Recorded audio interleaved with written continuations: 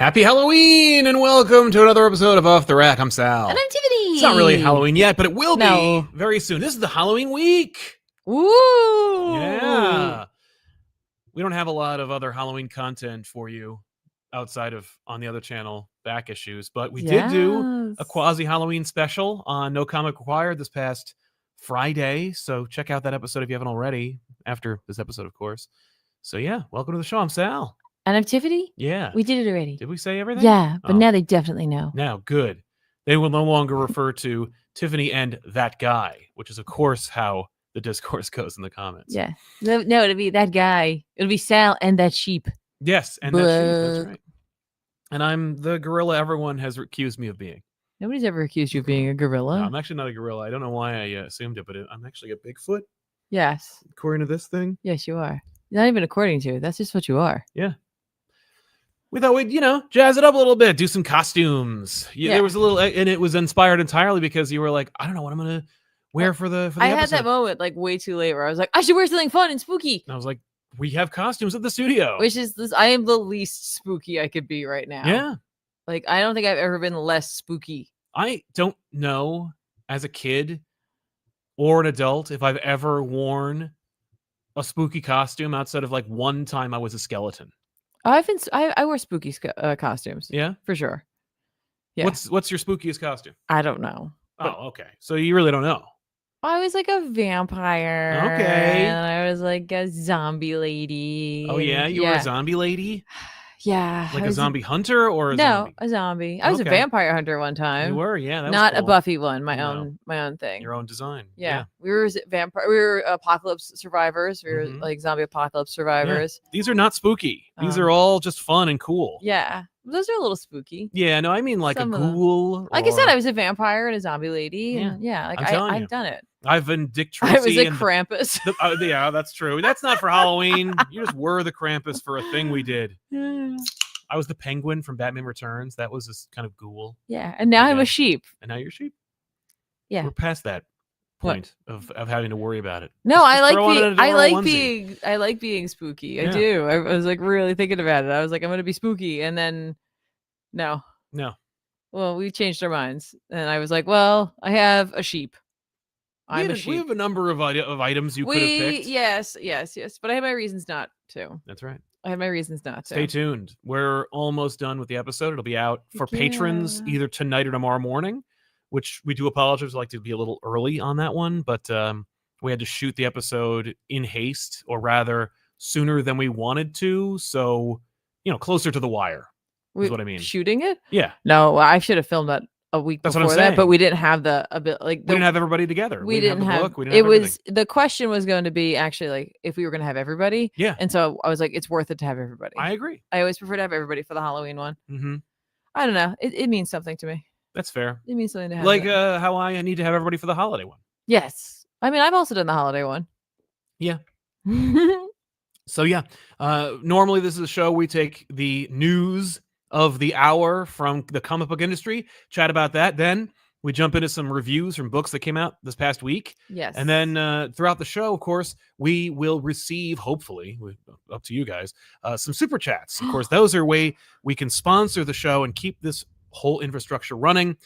More than 12 years running now. Not this show specifically, but the ComicPop enterprise. I got a channel notification about a month ago or so that was like, it was like 14 years old was when we started ComicPop. And I'm like, that's not true. But it was when we started doing this in any serious capacity. We do appreciate you. If you do want to, in the live show, share your thoughts, opinions, or questions with us through Super Chats. And we will, at the end of the episode, after picking our book of the week, read all those Super Chats and then answer your questions or address any comments you might have throughout the show. And then we're going to recommend books that are coming out this week that we think you should check out. So that's what you can look forward to seeing in this latest episode of Off the Rack, and what you can expect every week. On Monday nights around 6:45 p.m. Eastern Standard Time. With fewer skulls and adorable kigurumis, I guess. Yeah. Yes. Oh no, the show will be a little different, but only aesthetically. But although I will say, we finally, I think, eased into an aesthetic that we can agree on. Being Kigurumis? No, I mean just the way that we're shooting the show. Like the fact that we're doing it this way. Yes, I think so. I'm happy with it. I am. There's still things I want to change, but I do. Oh like yeah, it. Yes. You haven't voiced them to me. I want to know what they are. Tell me. No, we're God and everyone in front of you. No way. What we really want to change. No way. It's time for the episode. All right, fine. Then you can get away with just saying vague suggestions without actually having anything to back it up. Okay, fair enough. I got plenty to back it up. I don't have anything to prove to you. Then write it down so that at least I can do something about it. I'll tell you later. Yeah, you liar. You're not going to tell me. I'll tell you later. Yeah, we'll see about that. It's going to happen. So yeah, I don't really have a lot of news in the comic book world. There's some rumors, and I loved reading them because we talked about them like 2 months ago. Like, I love when I see in like the tabloids of the comic book industry where they're like, is Bendis coming back to Marvel to write the Avengers? And I'm like, wow, what a hard-hitting expose. What a deep, introspective and definitely hard. Like, it was just a really hard to come up with theory. You know, Bendis wrote some of the winningest Avengers books in terms of sales of his career. And Avengers is kind of a book that's floundering right now in terms of people's interest critically and commercially. And then there's rumors that Bendis is coming back to Marvel. I wonder what he'd do. Wow, you nailed it. That said, you know, they are doing a new Avengers book right now, which is nothing like Bendis' New Avengers. No book since Bendis' New Avengers has been like New Avengers. Right. And that does include Hickman's New Avengers. Man, was I excited. When Hickman was taking over New Avengers, I was like, this is going to be amazing. First issue, I'm like, nope. Not for me. Okay. It's not what I was looking for. Yeah, that's fair. It was instead just another cog in the scaffolding that was, you know, everything leading up to Secret Wars, which is what I wanted, you know, but I didn't know it at the time. That's fair. And it certainly was, it just doesn't, you know, you go back and read it, it's like, oh, yeah, this is all part of something else. Like, it's not like you can just jump into New Avengers from Hickman and just like read it for fun. You know, you're just reading it and going like, this is certainly building towards something, as opposed to like any issue of New Avengers where you're like, you know, even if it's like, oh, it's part of Secret Invasion or it's part of, you know, Civil War or some other godforsaken event that Bendis was engineering. Although he didn't engineer Civil War, that was all Mark Miller. But in any case, you can at least get some fun little quips and dialogue in there. Hopefully. Or some mischaracterizations. Well, they'll definitely get that. You're going to get that. But, that's going to happen. That's anyway, so I read that and I was like, oh, Bendis taking over. The theory is that Bendis taking over Avengers. My theory was that Bendis was going to do the Spider-Man, Superman crossover for Marvel. Rumor has it I'm wrong, but I still maintain that would be the smart money. The smart money would be next year Spider-Man, Superman from Marvel should be Bendis and whomever. Right. You know? It'd be amazing. Pepe Larraz? Well, yes. But, like, you know what would sell better? And you have a year to do it. Alex Ross. Yeah, okay. Because Alex Ross, of course... But Alex Ross has been famously doing a lot of covers lately. Yeah, Alex Ross has been doing covers forever, but we know that his interior work is sublime. Right. And he'll only have to do, like, what, 15 pages? You know, he doesn't have to do the whole story. It's true. And he also has recreated the, I want to say, Ross Andrew cover from Spider-Man Superman from 1976. What about Nick Darrington? Nick Darrington would be amazing on anything that he wants to do. And he's welcome anytime to draw whatever he wants. And I will be delighted. What he really needs to do is open up a store and sell those beautiful Doom prints. There's a video game from 100 years ago called Doom. Oh. He did these like, not triptychs, but like they were just like these thin posters. I think there were only 2 of them. I don't remember if there were 3. That would be a diptych. Yeah, I know. There you go. But, you diptych. That's me. But yeah, anyway, I saw some in his like archives. I'm like, whoa, where can I get these? And nothing. They'd be up in my office or my whichever. Anywhere. You know? Anywhere, everywhere. Yep. All at once. So yeah. Maybe Bendis. I don't know. Some speculation about it. Oh, they released a couple of like pages. I don't know if you saw it. Hayden Sherman's pages on Constantine, Doctor Strange. I did not. Because why? There's like only gonna be like 8 pages. Why would I look at any pages? That's just that's like, oh no, I saw a bunch of the book now. I saw a third of the book. No, it was just one. It might have been a full page, might have been a panel. I don't know. It's just a nice big image of the 2 of them, and I'm like, man, this looks great. This is a cool image. You know who would have been better? Cy Spurrier writing it. I meant Aaron Campbell. Oh, Aaron Campbell drawing would have been amazing. That said, Sherman, if you don't mind, one mild spoiler. No, I do mind. Okay. It's not real. It's more about it's what Doc's wearing. But yeah, it's just nice. It was nice to see. Okay. And Constantine smoking. Well, yeah. Which, Marvel's like, uh-oh. Can't do that. Got to do that between the panels, right, Jim? But, yeah. And they released a couple of panels from the Batman Deadpool. The Morrison one? The Morrison one. Oh, boy. And it is cool looking. It's interesting, too, because, Dan Morris drew it, but the colors are very different from what you'd expect from the Superman book, for example, that Dan Morris also drawn. Okay. It's very interesting. Okay. Just giving it that off-kilter vibe. Yeah. All right. No, I really try to stay. I just want to I want to get the book. I want to open it up and then be like, whoa. Yeah. Oh, and that you saw, I think, the Bruno Redondo, Laura, and Dick team. I did, because you were looking at it and were like, look. It's gorgeous. It's like the internet trying to actively spoil me, but my husband's doing it. I'm just so excited. I know. It's so great. I want to talk to somebody about it. Yeah. Anyway, I'm here for you. Thank you. But I don't want to be spoiled. I know. When's it coming out? November. All right. Well, then we can talk about it then. We are going to talk about it then. I have to do a back issues on it. Who knows? Ooh. I mean, that makes sense, right? We did it for the other one. Why wouldn't we do it for this one? Oh, I guess I won't be on that one, so I get to read it whenever I want then. Yeah, that's fair. Unless you want to. That'd be Ben and Ethan. Yeah, it depends. That's true. It really does. Well, that's true. So, yeah. Outside of that, I don't know. Not much else going on. I mean, there is stuff going on, but I don't care. Wow. Okay. No, I mean, it hasn't hoved into my field of vision. I don't really know if anything's really. Hey, while you guys are hanging out. Oh, okay, yeah. The comic book industry had an 18% uptick this year. Wow! Congratulations to one and all. Right? Exactly. I think that's great. Yeah. What were you gonna say?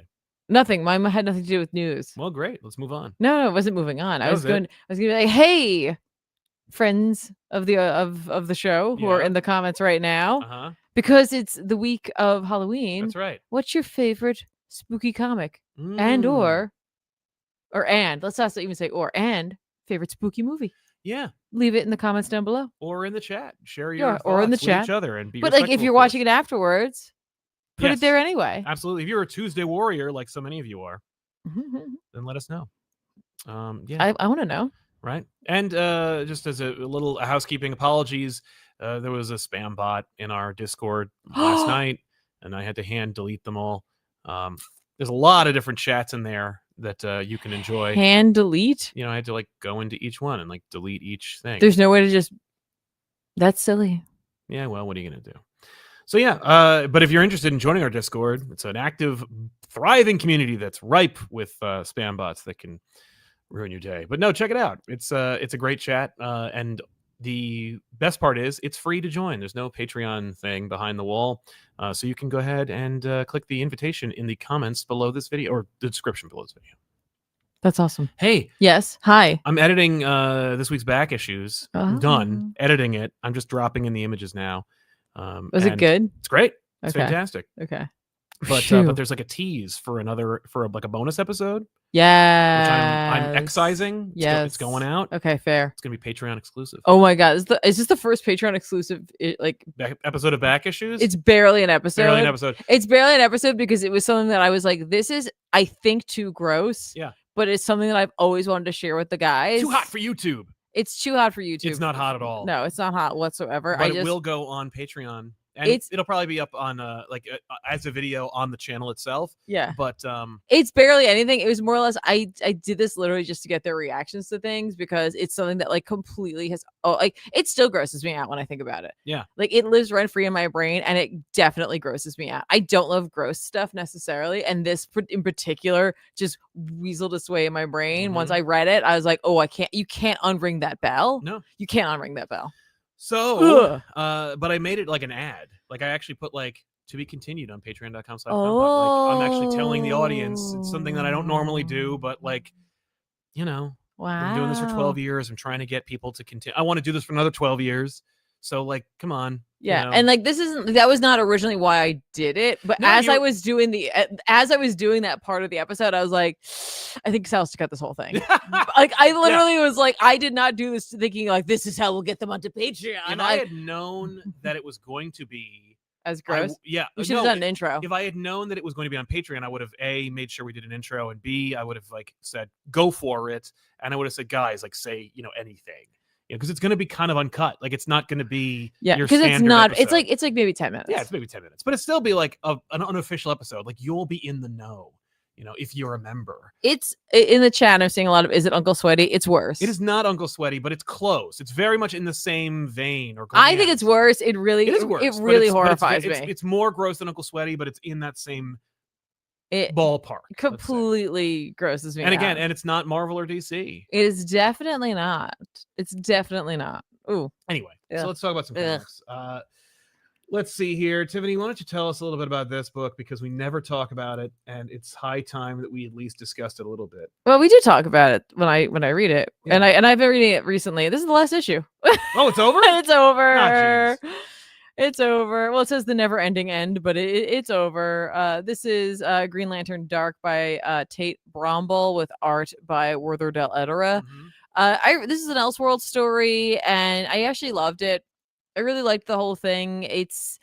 If you're a Green Lantern fan, it's very much not necessarily that, but a lot of the same themes are there: willpower, hope, just being lost in the dark. No, I mean there's this cosmic entity, but we're mostly planet bound. Yeah. We are entirely planet bound. Oh. I was a little like Lantern Show. Yes, there's a little more magic to it. It's just, this is a really fun book. And I'm just glad to have been introduced to this corner of the world. Weirdly enough, because the fact that there's such an element of darkness in this world, if it weren't for the fact that this place may or may not be destroyed, this could have been a great Absolute Green Lantern. Better than Absolute. Oh my god! Put it on the cover. No. Do you have a pull quote? This is the last episode or the last issue of Green Lantern Dark. They're going to make a collection. It's going to come out. There's going to be an Absolute edition. I was so frustrated. There's a book you did for back issues that's coming out. I don't want to spoil anything, but the cover has been just completely ruined because there are no covers available without a big ugly quote from a company called Monkeys Fighting Robots. And I'm like, man, just I never can smear something all over that cover with a stupid quote. And it's look, if you are unashamed to put nuclear fart attack on the front cover of your book, then it might as well say comic in the title, and it might as well be by a female comic book reviewer who actually gives a rat's ass about art and story and integrity. We don't write things, and that's what I was looking for, is a written version of it. The body that does that has rejected every single attempt of ours to make ourselves an official reviewer. There's one place that takes the reviews and that Marvel and DC solicit those reviews from and use pull quotes from, and they have outright said, you do not qualify. Well, we do not want you to be part of our exclusive little club. Admittedly, I don't care. I don't care. I do, because I do this, and it's I understand, but what I like about it is that what I like about what we do versus worrying about that is that all I want to do is just share the books I like, and hopefully people who have similar tastes to mine, who maybe didn't know about a book or maybe just weren't sure about it out of the gate, and you just wanted to wait and see kind of what it was about or just get a feel for it. I'd rather have people actually pick the book up than have our quotes put somewhere. I don't care. You're hitting on something fundamental, because the reality is, and I don't like to toot my own horn too often, although you might think otherwise if you watch any minute of me, but we've sold more books than Comic Fart has. I don't know if we have. I mean, Comic Fart's a powerful entity. I agree. I use Comic Fart as my placeholder when I don't want to call anybody else. The winds blow hot and cold. They if they blow cold, I don't know what's going on. Something wrong with you. But we've sold a lot of books, and we've done it just by virtue of the fact that we like them, we care about them, and we're not bought and sold. Well, and I like to think that it's that our taste, and so if you're I don't like a lot all the books that Tiffany likes, and she really likes this one, maybe not that one, but I like a lot of stuff that Sal likes, so I'm gonna grab this book instead. But if you if you're on the same wavelength as Tiffany, then you're probably gonna dig it. With this book, it's this is a great I really enjoyed this book quite a bit. I mean, literally I never have anything I can never think of a catchy pull quote that isn't the most banal or yes, milk toast thing to everything say. You never knew you wanted from Green Lantern. It's not bad. You know what no one's ever said that about Green Lantern. What was the line? Everything you never knew you wanted? Or? Yeah, everything you never knew you wanted about Green Lantern. Tiffany ComicPop. You're welcome. Great. There you go, Tate. No, honestly, this is a really great book.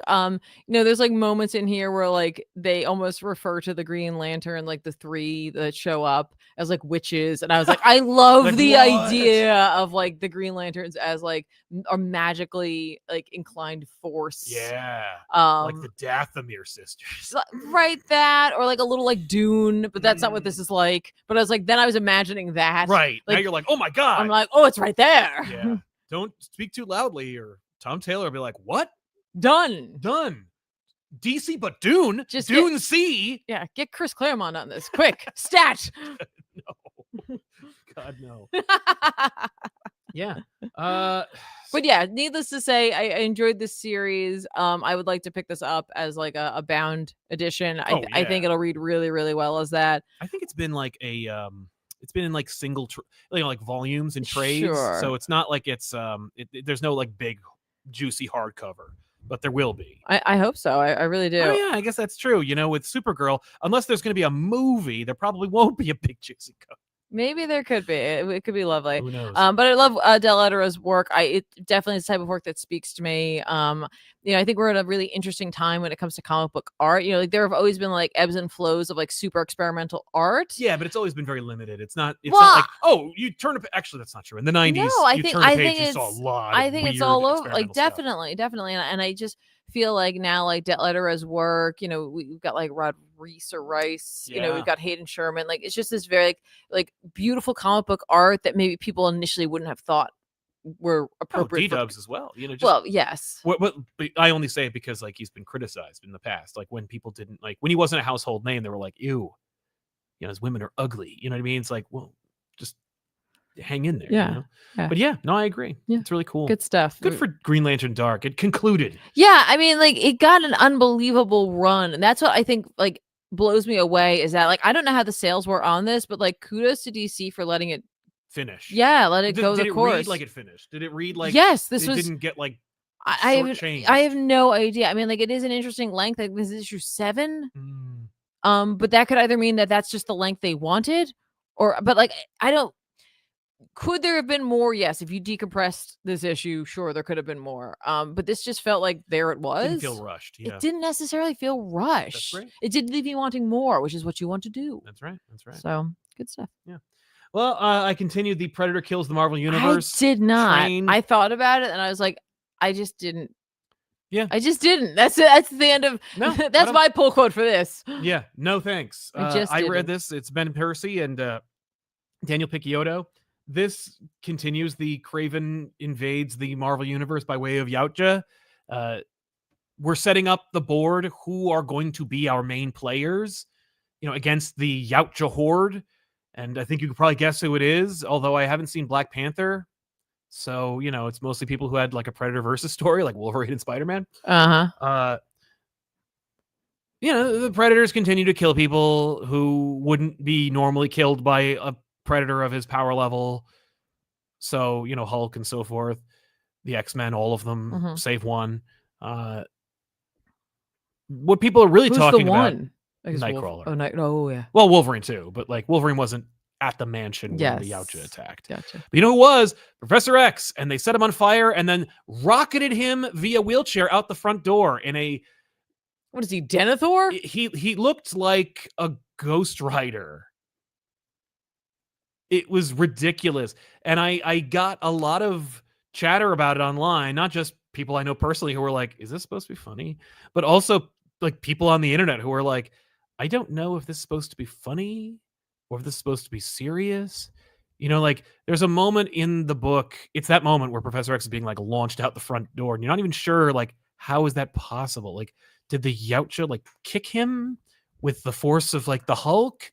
Did Professor X's wheelchair go haywire? It didn't look like a mechanical wheelchair. I don't know why it would go like 65 miles per hour through a front door. But Wolverine's there and he's there to see it. And he says something like some injuries or some pain you can't heal from or something like you need a healing factor won't help you with. he's talking about like emotional scars. Yeah, I understand. I'm like, what? What a goofy ass thing for him to say in that moment. Okay. It was just, it's weird. It's weird because, you read something like Punisher Kills the Marvel Universe, and it's like, it's Garth Ennis just being like, I don't like superheroes. Just making fun of them. It's supposed to be kind of funny until he like references my line. You're like, that's not funny. And he's like, but I am Garth Ennis. I'm going to make deeply off-color, inappropriate analogies and references. And it's like, I guess that is kind of funny that you would do that. Not that you did it, but that you did it. But right, I don't know what this is. Like the tone is weird. But like, so was the tone for Spider-Man versus Predator. Yeah. So, whatever. I mean, I don't know. Look at the cover. It's Weapon X, but it's Predator. Except that literally is in the book. I know, it's literally. But not in this book. Yes. That's the other thing, is that like, this is the cover that references the character they introduced in the previous issue. Yeah, maybe that's a new tactic. No, think about it. Think about it for a second. I'm not kidding. Okay. I'm like the book right now. You don't know if I'm being funny or not. I know, yeah. Think about it. Like, if you're reading this book, right, and you're going to your comic book store, or you're buying it online or whatever, right? And like, you maybe don't remember that this is coming out. If you see that, it's going to trigger the memory you had from reading the last issue. That's true. That's true. Maybe this is a whole thing. Yeah. It's tactic. It could be a tactic. I mean, for me, if you're going to do this, Predator Kills the Marvel Universe should be iconic Marvel covers just with Predator in them instead. Like Kraven holding a Predator, or like Predator holding a Kraven, like being upset. Whatever. Yeah, that's a good pitch. I'll take it. Predator crushing. Yeah, the words Predator Kills the Marvel Universe. Yeah. Now you're talking. All right. Anyway, this is fine. The art's good. It's fine. Okay. It's not something to write home about, though. It's just kind of like, oh. Pull quote. Yeah. Oh, it's there. Tell us some more about Moon Knight before the inevitable relaunch of this poor book. Yeah, this book's getting another one. Another one. It's getting another one. It's fine, whatever. As long as Jed MacKay's still writing it, I'll still be reading it. Yes. This is the continuation of the Wrecker story, in which it was just like, oh no, Scarlet Scarab showed up and made us realize that the Wrecker's actually a really bad guy. Yeah. Surprising no one. Okay, so here's the thing. This is a well-written issue. I just don't really care about the Wrecker. Yeah, no, you're not alone. I also could never care less about the Wrecker. Whenever he shows up, I'm like, go away. But the art's done by somebody different. It's Domenico. We've seen this person before. Domenico Carbone. Oh, yeah. We've seen him before, but not... Really, like, love it. Looks good. Great art. But it's just like, like the Wrecker like says like, oh, Jed MacKay is referencing the 2019 run of Doctor Strange, Surgeon Supreme. And yeah, so he's like, we got all that going on. We go to the Sanctum Sanctorum. Strange isn't there because for some reason they're just like, let's just get him out of everything. Well, remember, Strange is in. No, I know, Asgard. but I'm just saying overall, everyone has agreed. Yeah, we're not using him. We're just better off without him. Yeah. You know what? We've got Clea. We've got Brother Gambit. Yeah. He could be Sorcerer Supreme. We got all these other people. Get him out of it. You know what the problem was with Magic and Marvel? Was that Doctor Strange was using all of it. Yeah. It wasn't just that Doctor Strange could barely keep a book alive on his own. Yeah. No, that was not the problem. No. Yeah, so like Tigra's annoyed the Scarlet Scarab is back. Moon Knight's really like weird about the whole thing. Sure. Right? He's like, so let me get this straight. Like, you came back, but you didn't, like, now you're just showing up. He's like, why didn't you? And she's like, it wouldn't have been fair. It wouldn't have been fair to me, to you, to the scary tiger lady, who clearly is upset with me. Yep. Like, it wouldn't be fair. Right.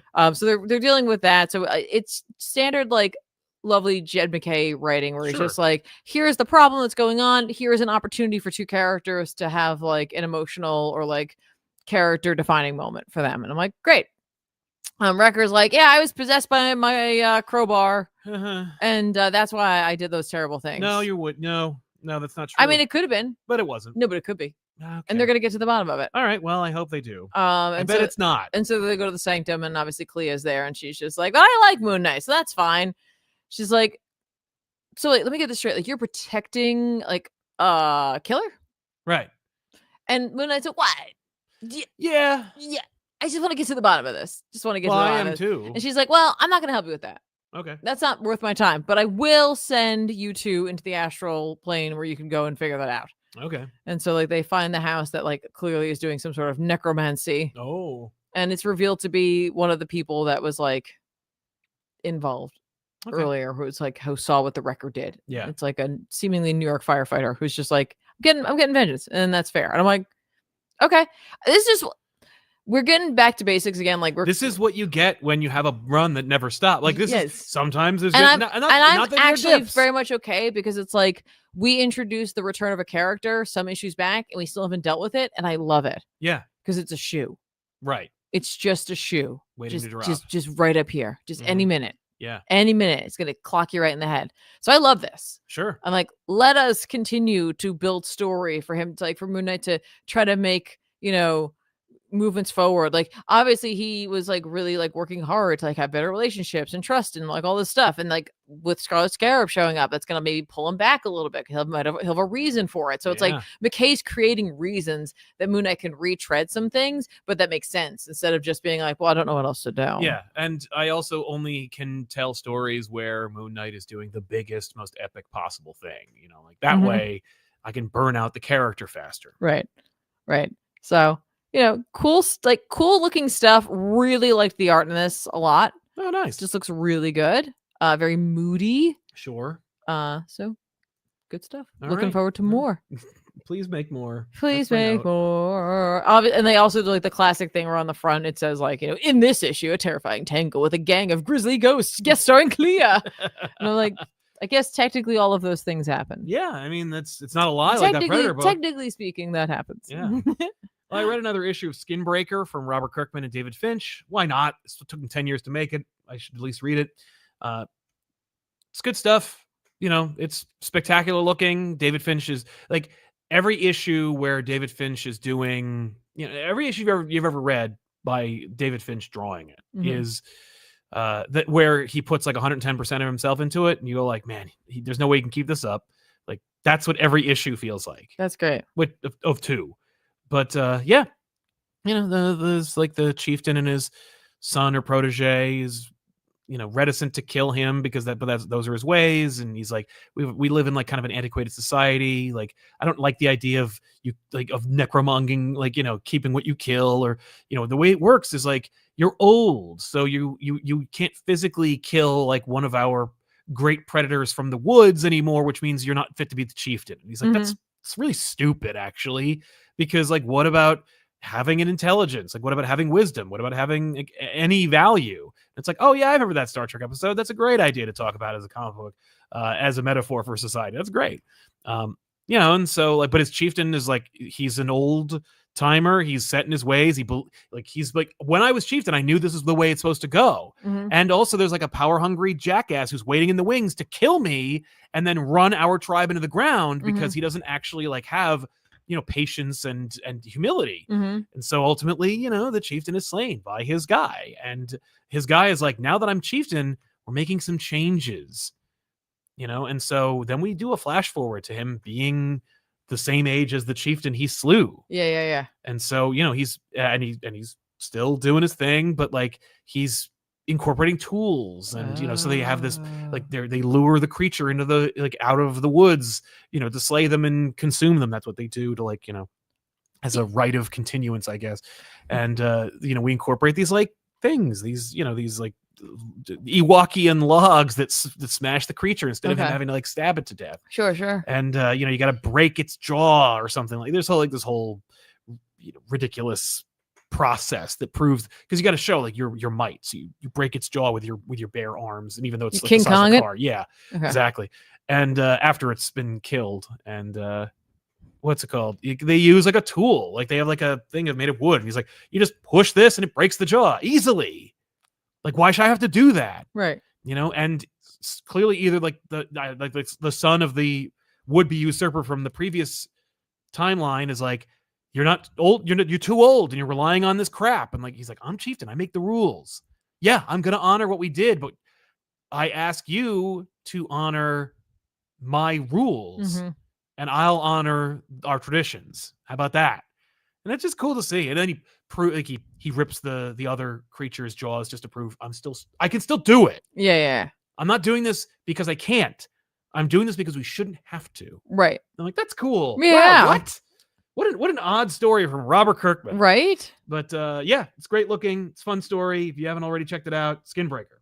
Nice. Now that's issue awesome. 2. I also read Predator Black, White, and Blood, number 4. This is fantastic. And you are feasting well. I am. A lot of hunting, a lot of yautja. Yeah, this one obviously, I've been continuing to enjoy this book because there's a great Joe Kelly story in here about like an Australian woman or an Irish woman. I don't remember where she's from, but she had a heap of bad luck throughout her life until eventually she's taken by this like douchey landowner and abused, and then it turns out he's got like a fighting yautja in the basement that he uses to fix fights, and then basically she frees him and then goes into the woods and like trains with him to get revenge, and then the yautja show up and they're like, you come with us, buddy, you're not supposed to be here anymore. And then he leaves and she's like, I don't need you, and so she takes her revenge on them and loses, and she's like horribly disfigured, and then the yautja returns and he's like, I can't leave without it's dishonorable if I leave you here, is what he basically conveys to her. So the two of them just tear shit up. It's great. It's a great story. Awesome. It's awesome. Okay. Looks great. It's a fantastic story that was worth like being spread out over 4 stories. Alvaro Lopez does the art. And there are a couple other stories in there, including work by Cody Ziegler. And they're all really fun. Like, they're just really fun little Predator stories. They have great authenticity. They feel like they belong in the Predator universe. But their names you remember or recognize because they're Marvel talent. So I'm like, okay, cool. Way to go, Black, White, and Blood. Nice job. Dig it. That's awesome. Did you happen to read Radioactive Spider-Man? No, I didn't. I say it only because those are the lyrics to the 90s Spider-Man cartoon. Yeah, I brought it up to you. You did, and I was like, I was morbidly curious. So I checked it out. This is also by Joe Kelly. Is it? Yes. Yeah, by Joe Kelly and Kev Walker on art. I don't know what the hell's happening at X-Men right now with this Age of Apocalypse ripoff nonsense. Right. But I also couldn't care less, and this did nothing to change my mind. But Spider-Man is doing his best. He's fighting the good fight. There's an opportunity, by the way, for like another writer to like try out the character. It's kind of the point of having like 4 or 5 Spider-Man titles. Sure. Was to have like different fresh opinions and takes on the character instead of just having one singular vision that comes out bi-monthly and then watering down the entire brand. But hey, you know what? This is another universe, so let's try that out. And it's fine. Pete's got like a love interest, and he's got a timer like Spawn, where it's like, if I don't take this thing, I'll become a blah blah blah. So I gotta make sure I take the flabbity flu, and so I gotta be Spider-Man, but I've also got this like ticking clock element to me. Sure, I just couldn't care less. Okay, it's fine. Okay. It's fine. It's very fine. And if you were like reading, this does nothing. It's a nothing book. This will never convince you to read Spider-Man. Like, it does nothing to sell Spider-Man as a character outside of it being, this is Peter Parker in another reality, and you know what? He's still authentically Peter Parker. Okay. But it's like, yeah, I know. I trust Joe Kelly. He's writing the Amazing Spider-Man book. I know what Joe Kelly's take on Spider-Man is. Kev Walker's art, it's also cool. It's like, it doesn't look a lot different from the main universe outside of it being, weird and confusing because I don't know or care anything about what the hell's happening in this Age of Apocalypse ripoff. But, and then there's a big thing that they got to deal with, and it turns out that maybe there's a character that Peter really cares about that's at the center of this big horrible monster they have to defeat. Uh-oh. And like, I saw some rag. It's Aunt May. It is. Oh wait, really? Yeah. And I saw this like, rag outlet trying to like capitalize on it. Like, whoa. And I'm like, slow your roll. It's another universe and nobody cares. Like, come on. It's fine. Again, like, it's fine. There was an opportunity here for like a lot of different ideas, but like, I'm not an editor, so you can't have any of them. It's a great title though. Yes. And Kev Walker's a good artist, so like, put him on a Spider-Man book. Outside of that, Okay. Also, it was is like, a fun title. It's a great title. Like, that's like, I'm shocked that you didn't do this at any point. That said, though, this could end here. Like all the amalgam books where it's like, we're in the middle of something, because we're literally in the middle of something, and then we begin the story in media res, and it's like, Yeah, you could just like this could be the last issue of Radioactive Spider-Man. Is it? No, it is not. Oh, okay, okay. So you get the payoff for Aunt May. Oh, thank goodness. I know. I was worried. Yeah, good. Definitely was worried for Aunt May. Yeah, don't worry about it. I would say I think she's more indestructible than the Hulk. Well, we know, we've established it on back issues. Like, she'll never die. Like, Mephisto will definitely one day there will be a thing, and Mephisto will be like, no, she can't die. She will never die. Yeah, it'll be Galactus, Franklin Richards, and Aunt May at the end of time, at the end of the universe. And like Galactus is gonna go, well, May, I mean, at first I was kind of confused, when the first nebula exploded, but you make a mean wheat cake, so you get to stick around. I'm actually full. I had one. I'm finally full. Yeah, I had one. I'm good. I'm good to go. So congratulations, May Parker. Anyway, I read the new history of the DC Universe last issue. Mark Waid, Howard Porter. Did this answer some questions for you? Oh, sorry, I didn't mean to interrupt your credits. Hayden Sherman and Howard Porter do the art duties on this one. Okay. It's interesting because of like what is implied or outright said. This is the hardest part. I think this is the hardest issue to write for Mark Waid. I guess I wouldn't know because I haven't asked him and I don't have his contact information. So Mark, give me a call. But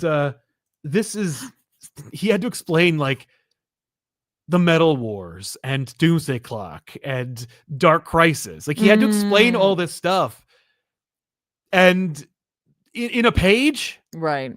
And also relate it to what's going on at DC, okay, and also have it be told from the perspective of Barry Allen. So it's just like, what? And man, there were some yada yada yadas in this, like especially with Dark Crisis. Okay. Like there's like a twist to Dark Crisis. I think I need to reread it again because I'm like, wait, was that the reveal? But anyway, I don't remember anything about Dark Crisis. I'm sorry. Like, I will tell you, I think that there was the whole threat of the Great Darkness, and Pariah was at the core, and he was like working in unison with the Great Darkness. Thank you for reminding me why I don't remember. Yeah. But it was just like, but then I struck that from my mind. Yeah, but Waid does not include like the reveal, and I'm like, isn't that kind of important? But I guess nothing is. But it's funny because like basically what this issue does is it says after the new 52 broke everything, and it has taken like 6 events to fix it. Mm-hmm, mm-hmm. And so Barry relates like every event from like 1986 to now, or no, I'm sorry, from like 2011 to now being like, and then when this happened, that put another piece back that should never have been removed. And like Doomsday Clock, they put a little bit more in, and then this did this, and Dark Crisis finally put everything back. And I was like, that's so funny that that's your takeaway. But of course it's Mark Waid's takeaway. That like, yeah, you broke everything, DC, and you have never really explained how you fixed it. You messed up everything. But yeah, it's a funny issue. It also funny feels like a Professor X on fire being kicked out a door, or no, it's funny different. It's funny like that where I'm like, is it funny? But no, it's fun, it's cool. You get to see Hayden Sherman drawing key moments in the DC universe, like Perpetua, who is like a footnote. Like she's in the background of a room, like, oh, and then it turns out this elder god broke everything anyway, it doesn't matter. And I'm like, yeah, it doesn't. And it never would. And I knew when she was invented that she never would. And you know how I knew? This is so basic of me. An iconic design. I can see that. That was it. Like at the end of the day, despite the fact that like the hands, don't call them the hands, they are attached to bodies. It's just that and there's no race of hands. It's one hand that created the universe. That's all you need to do. Excuse me. Also, just saying, I feel like, yes, I know there was that in the DC universe, but I feel like Smash Brothers kind of has like cornered the market on like a hand being your enemy. Like a big floating magical hand. Right. Yeah. Just putting it out there. Right. But the idea that like the Source Wall was invented to keep back Perpetua and that she invented the universe, I'm like, no. I'm sorry, but like you're gonna need to retcon that. Yeah. Because she's so uniconic and so lame. That's and fair. Also, it tethers the multiverse into being made by a malevolent being.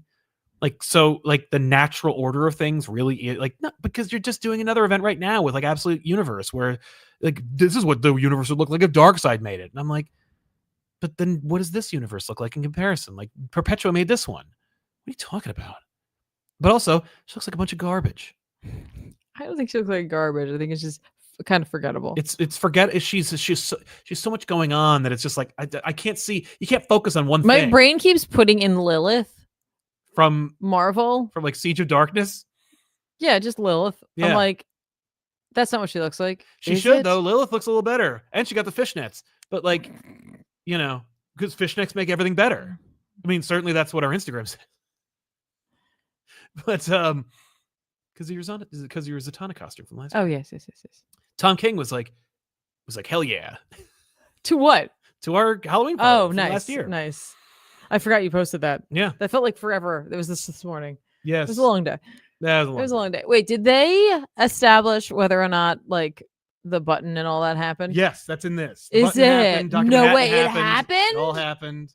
The Wildstorm universe is firmly established in the DC universe. Grifter is a character here, along with the other characters. Yeah, no. Everything that you thought happened. Dr. Manhattan as well. Okay. Although Dr. Manhattan is like less important. It's more like he was they treat him like he's from another like just another guy from another universe. Like, so this guy shows up and he's like, oh, that's weird. And so he mucked with some things. And the thing that they really take away was he got rid of the Justice Society.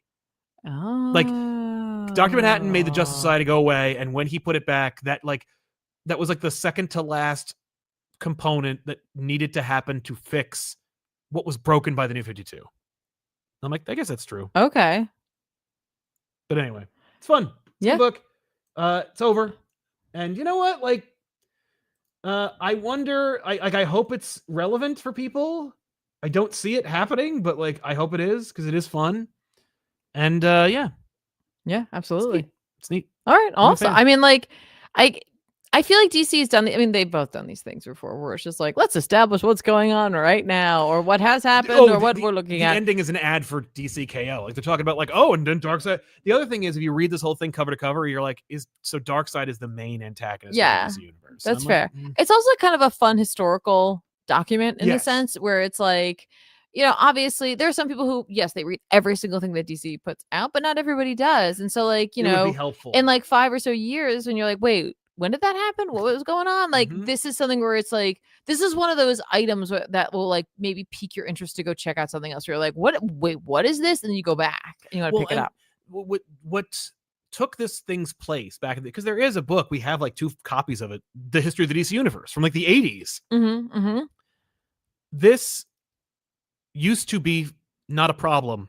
Okay. Because it was not a problem. There used to be more annuals, and the annuals typically reminded you about things that happened. Like, sometimes they'll be like, there's oh, that's funny. That's not what I take annuals to be. I always take annuals to be like an opportunity to be like, what do you think, people who aren't picking up my book? That's what it is. But in addition to that, like, you'll get like a supplemental story that's like, you probably want to know who Nightwing is without having to buy his first appearance. So here's a little rundown, and it'll be framed by a scene of like Batman and Gordon like talking euphemistically about like the Robins, and then you'll see through an omniscient narrator like the rest of it in a truncated way, typically highlighting a brand new artist, and that's what but like every year there's another opportunity to be like, you probably need to be updated about what's going on with the goblins right now in Spider-Man, because like we haven't seen a goblin in like 20 years, you know what I mean?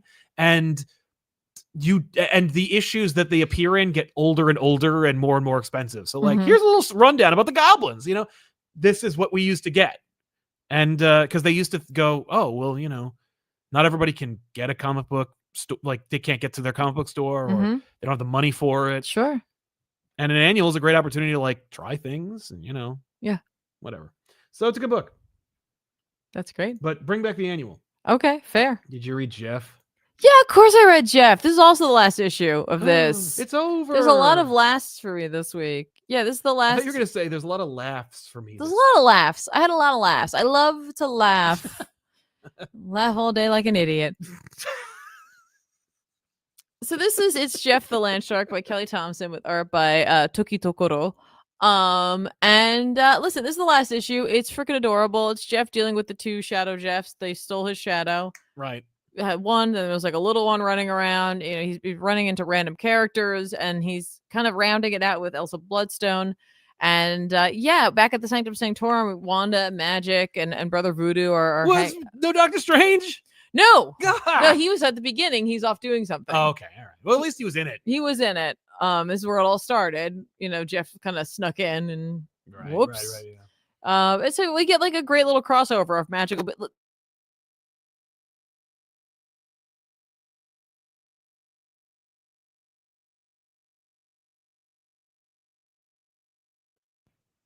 I think we're back. I don't know why they turned off for no reason. That was weird. Is it better? Can you hear us? We'll have to find out. Can you guys hear me? Put some bars in the chat. Bah. That's a good. That's yes. Oh, okay. Fine. I don't see any bars. It's all just yes. I can hear you. That's all right. Fine. You really dropped the ball there, Chad. I gotta tell you. I appreciate the heads up. There, the bars. All right. So there's a delay. Sorry about that. I don't know what happened. Yay! Thanks, everybody.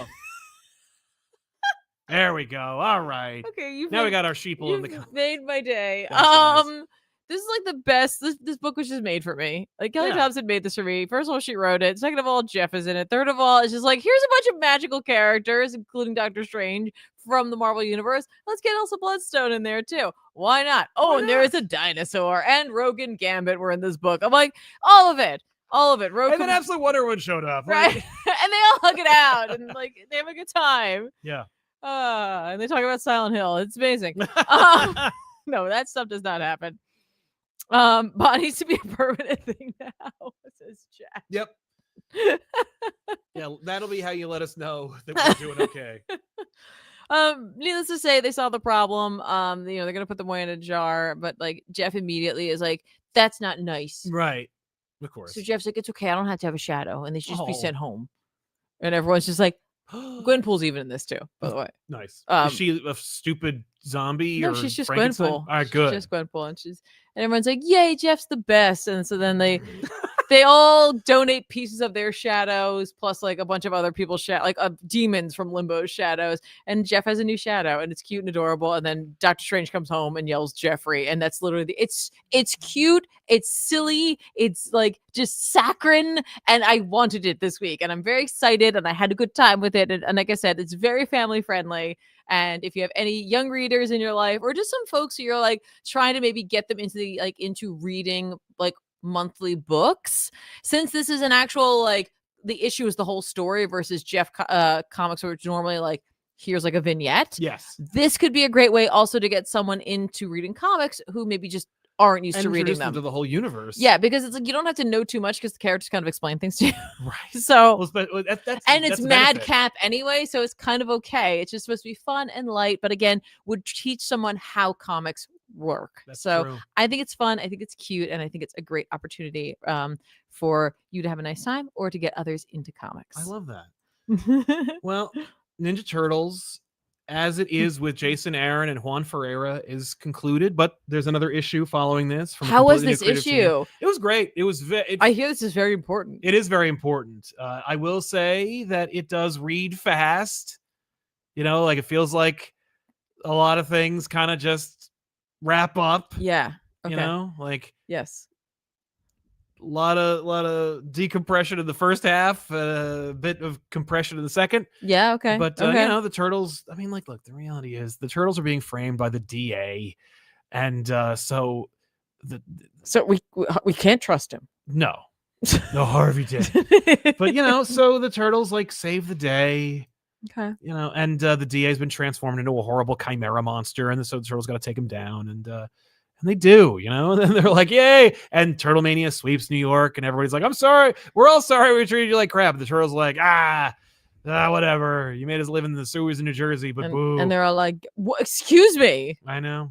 Listen, there's a whole cartoon movie vignette thing coming out. I'm very excited. They're going to Newark. I know. They're going to give us a really hard time. They're going to give us a lot of. They're going to rake us across the coals here. Yeah, I hope it's at least authentic. I hope they went there a little bit. Better not be a lot of I'm walking ears. Yeah, that's not us. No, that's not us. But there better be an abandoned dinosaur park nearby. That'd be amazing. That'd be very okay with me. But yeah, no. The turtle. I mean, everything you were hoping for happens. The turtles are vindicated. They are reunited. They are still bickering brothers, but they have a renewed purpose and drive to make the city better. And there's a big last page reveal that I won't spoil, that I saw spoiled on the internet, but I won't be the one to do it. So, keep your eyes open. And as I understand it, Gene Luen Yang has every intention of continuing that thread. Okay. I mean, it's going to be issue 13, so yeah. But just, it's a nice wrap up to an entire event. Like, this is going to be it's a 12-issue run of Ninja Turtles. That's kind of like, while it's technically in continuity, you could read it kind of out of continuity. Like, you don't really need it. I mean, like, there's Mutant Town, so you're going to be like, what? But, just... Okay. Oh my God, I would be like that anyway. Yeah, exactly. But it's cool, and Ferreira did a great job, and Aaron told a nice story that had heart, but also was really dark for some reason throughout the whole book. But yeah, worked out. And so congratulations to that creative team. I look forward to seeing what they're doing with Absolute Superman, because that's where they're going. Okay. Ferreira's taking over the art for Absolute Superman. What? Yeah. Oh, interesting. I don't know. Ooh, okay. I like Ferreira, but I don't know about Superman. Interesting. Okay. But yeah, and then and of course, congratulations and good luck to the new creative team, Gene Luen Yang and Freddie E. Williams II. Hopefully people understand that they're in really good hands. Oh yeah, with Young's writing. Yeah, he's just he introduced me to Shang-Chi. And I just loved that series. And that also had here's one series and here's another series. It was just two different books basically that they wrote. And it was just so good. Yeah. But also, I mean, with Freddie E. Williams, that's a, tried and true Turtles artist. Yeah. So great duo, I think. Great duo. I agree. I'm looking forward to seeing what they've got. Yeah. Let's see here. You got anything else? No. Great. Then let's just power through it. You do have more, but here we go. So I read this Marvel Zombies #2. I thought you read that one too. What? The other book that you were gonna do, but then you went with good. Never mind. I thought we're good. Yay! Thanks. Marvel Zombies #2, which is a book that I completely dismissed when it launched, because I never know what they're doing with Marvel Zombies. They did 17 of these stupid books, and then they were like, here's more. And then they just launched a new book just called Marvel Zombies Red Band. And I'm like, is this just an R-rated version of the Kirkman book? Is this a brand new book? It was just really poor branding as far as I was concerned. But then I saw a page out of context. I'm like, that's new. That's not what this is. And I was sitting at my desk, and I was waiting for audio to export, and I was like, I got time. Let me pull this up. Okay. So I grabbed a copy of Marvel Zombies #2, and I was like, I should probably read #1. So I did. And then I saw that Ethan Parker and Griffin Sheridan wrote it. And I'm like, wait, what? Oh my God. With Jan Balzaldua doing the art on this. Wow. And they're doing it. They broke in. They're in. They're firmly in. They're doing an entire book that is also a commercial for the show that we didn't watch. But it's not, because it's in no way a tie-in to that show. It is. Here's the pitch. Marvel Zombies throughout Marvel history. So the Fantastic Four go into space, and when they come back, they have a zombie virus. When the crew instead of getting they brought it back. Instead of becoming the Fantastic Four, they become the Frightful Four, and they become which is just play on another name. But instead of becoming the world's greatest, comics magazine, they become the world's greatest threat. And so, Peter Parker ends up having his spider powers because they remembered that Peter was Spider-Man as a wrestler. Yes. And then needs to do the thing, where he like ignores the thief at a different thing. And on the the Ed Sullivan Show, or the equivalent thereof. So before he does that, Aunt May sees the Fantastic Four eat people on TV and has a heart attack. So Uncle Ben and Aunt May and Peter go to the hospital, and then those two are eaten by zombies. And so Peter watches Aunt May and Uncle Ben consumed by zombies and realizes that with great power comes through and becomes Spider-Man. But he's much more scared. He's much more like it's a harder Spider-Man. And the Avengers, respond to the threat, and Daredevil's there, and so he joins the Avengers. It's just, and so then we see, like, we cut to a few years later, and the Beyonders machine shows up, and so like the heroes go into the Beyonder machine. Like, so this issue 2, is like Marvel Zombies Secret Wars. Okay. And I'm like, this is really a neat idea. Like, you're watching Marvel Zombies throughout Marvel history, but also affect Marvel history. But don't they go to like when? Yeah, they go to Battle World. Yeah. Is there a zombie virus there too? No, they bring the zombies to Battle World. Okay, It's weird. It's a cool book. I was like, this is a neat idea. Okay. And really like authentically executed. If I have to ding it, a lot of words, as Ethan would say, a lot of words in this book. And not that like it's not like a Kevin Smith first doing a comic book amount of words, where it's like, dude, you're covering up a lot of Quesada art. Knock it off. Yeah. This is more just like Basil Dua. I don't know. It's just, there's not a lot of room for the words, and there's a lot of words in panels that are too small. Like, it's a little claustrophobic. Oh, okay. Okay. But it is in no way amateurish, and always comes across as like an A+ series. Like, this should be a big book from Marvel right now. Okay. It's just something that I noticed where I'm like, what?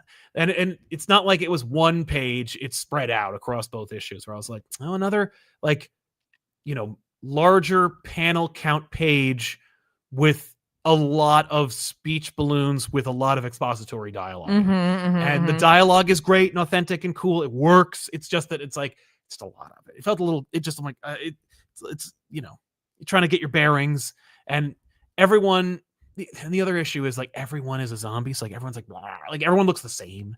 Right. So like, it's just, it's a lot of like, it becomes kind of messy, but otherwise I think it's a fantastic book that really works.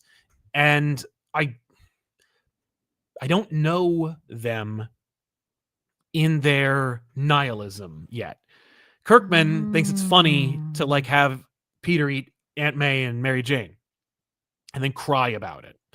I don't know what Parker and Sheridan, like, what, you know what I mean? Like, where, yes. Okay, so like Marvel Zombies proper from Kirkman, that's like a really weird, like, nihilistic book. I think that Deceased has a similar vibe. People called it DC Zombies for a reason, but I think it has a similar vibe, but has there's an undercurrent of hope or optimism. Right. I wonder where this falls. Sure. Yeah, like where they're gonna land in terms of their zombie beliefs. Exactly. Okay. Like, is this all doomed, or should, like, because there's a character here where I'm like, oh, cool, great, and then they fall, and I'm like, ah, and it's not in a big dramatic way. It's just in a kind of like inglorious, silly way. And I'm sure. like, ooh, uh-oh. Yeah. So, we'll see. But it's like, it's a zombie book, so it's got to be at least a little bit hammy and silly. Yes. But it works. Yes. I think it really works. Now, I didn't get a chance to read this. What? I know. I thought there's no way that Tiffany won't read this, so she's got this covered. She did read this, but I had to. I'm editing the episode. I need to edit it out. Fair. I read Absolute Wonder Woman number 13. This is part 1 of 2. Because we're doing the break. Oh, cool. Different artist? Doing the break, yes. Oh, is it the same artist? No. So this is Wonder Woman, The Price, part 1, written by Kelly Thompson, with art by Mattea Bagara. Oh, I want you to know that there was a moment today where I went, oh, it's 13. It's the start of a new arc. I should read this. I'll read it tonight, but I didn't get a chance to read it. So no, it is not Mattia de Ilius or Iuli. I really butchered that. who was on the last break. Yes. Which was like so good. Really good. Bagara's a great artist as well. Very like just completely different. Yes. In their Sherman styling. Yes, but admittedly a little closer. It's like a Sherman well, I was gonna say a Sherman D-Dubs hybrid-y kind of styling. I'm sorry, wait, who'd you say? Mateo Bagara. Okay, yeah. Now like I know Bagara because Bagara like did like some in-between issues on the first Hellblazer run with Cy Spurrier. Mm-hmm. And I didn't like the art as much there, not because the art wasn't good, but because Campbell's art had such a feel to it and Bagara's art is just not that at all. Yeah. To the point where I was like, this feels weird sometimes, right? Mm-hmm. But in here it just really fits. It fits really well. But this is starting like a little mini arc in which it's like Diana's going to learn a little bit more about Themyscira from Barbara because like she's an archaeologist or whatever she is, right? Or a journalist or a something, whatever. But she's going to learn a bit about it, but not before there's like something that happens like elsewhere in the world. She's got to go over there. And when she gets there, there's like some sort of energy being that my brain was like, it's Livewire. And I'm like, no, it's not. But it makes everybody around them like angry. Ooh. And like upset and all this stuff. What a right? Kelly Thompson character. And initially, like, because remember how I was like, Diana's so different and how like she approaches things. When she rolls up, she pulls out her weapon and she's like, why did I do that? Like, that's not like me. So she tries to be like, I'm sorry, I shouldn't have done that. Let's try to chat it out. And it doesn't work out. And like, so inevitably she goes back and she's just like, that really messed me up. And so gets called out again. And she's like trying to be more cautious about it. And we do like, a bit of like magic here and there. And then we do like the moment where she's like back at the hall and she like has to like pray before a tree essentially because they're like, well, magic has a cost. And I'm like, damn it. No. It's everywhere. No, but it's fine. It makes sense. It should. Okay. Right. But the team's all working together to help her to figure out what this is. And she gets to go all over the world. And she finally gets to go to Greece. She's like, I've always hoped I'd see Greece one day. And she ends up being able to go to Delphi first. And It's really cool, right? And that's when she recognizes what she's fighting. And it's her. It's like it's a creature made from all of like I guess the magic and like all of that she's been like using. Oh, yeah. That's like cool. It's the price the world is paying for her. What? And so it's like this crazy looking version of her armor that she's fighting. And I'm nice. like, I look forward to seeing what the rest of this is or if there's more of a reveal to it. But like, so good looking, so much fun, so much energy. I feel like Bagara is just like bringing an A game to this. Great stuff. I mean, like, the other thing I know Bagara from is Bagara also did Step by Bloody Step. With Spurrier, which I was like shocked at how different the art looked for that, which is more like this. Yeah, like if you liked Bagara from if you like Bagara, if you like Bagara from Step by Bloody Step, the art is much more akin to that. Okay. This is just literally like following the story that we've been working with for her, but it's more like it is a pause where it's just like, okay, let's learn about this. Why didn't you know about that? And like everyone's kind of like, like you're really well adjusted. Like, you have this really like cool way about you. I wonder if that's the way you were raised or whatever, and like, or just who you are. And like, she's like, where is the difference there? Mm-hmm. And they're like, this is what I'm talking about. See, this is what I mean. This is what I mean. Exactly. Great issue. Really, like, still remains like my favorite absolute book. Of course. Favorite. Yeah. Mm-hmm. Man, you know who I'd like to see draw this? Wes Craig. I think Wes Craig drew the Dark Side half of the All In special and technically, I guess, introduces Absolute Wonder Woman. Okay. It's more D-dubs, but like their very own style. It's really cool stuff. Let's see here. Oh yeah, Superman. I read Superman 30 whatever. Sorry. Wow, 31 maybe? No, 31. Yeah, it's 31. Dan Mora, Joshua Williamson. This is integral to the story, though also it's very much a tie-in. Tie-in to DCKO. Basically, what's Superman up to during the DCKO like prep period? And we see him basically be like, so Darkseid is like at the root of everything. I'm going to ask my space dad what's going on here. And it's like the first time anyone's referenced Jor-El in a while. And I was like, oh yeah, what the hell happened with that? You remember when Bendis ruined Jor-El? Yes, I do remember. They never dealt with it? No, they did. But like, I don't know what the hell happened. But in this one, we're just going to pretend like we didn't because, Clark just goes to the fortress and he uses the computer Jor-El. Sure. And he's like, hey, what's your stuff about Darkseid? Like, what do you got on Darkseid from Krypton? He's like, nothing.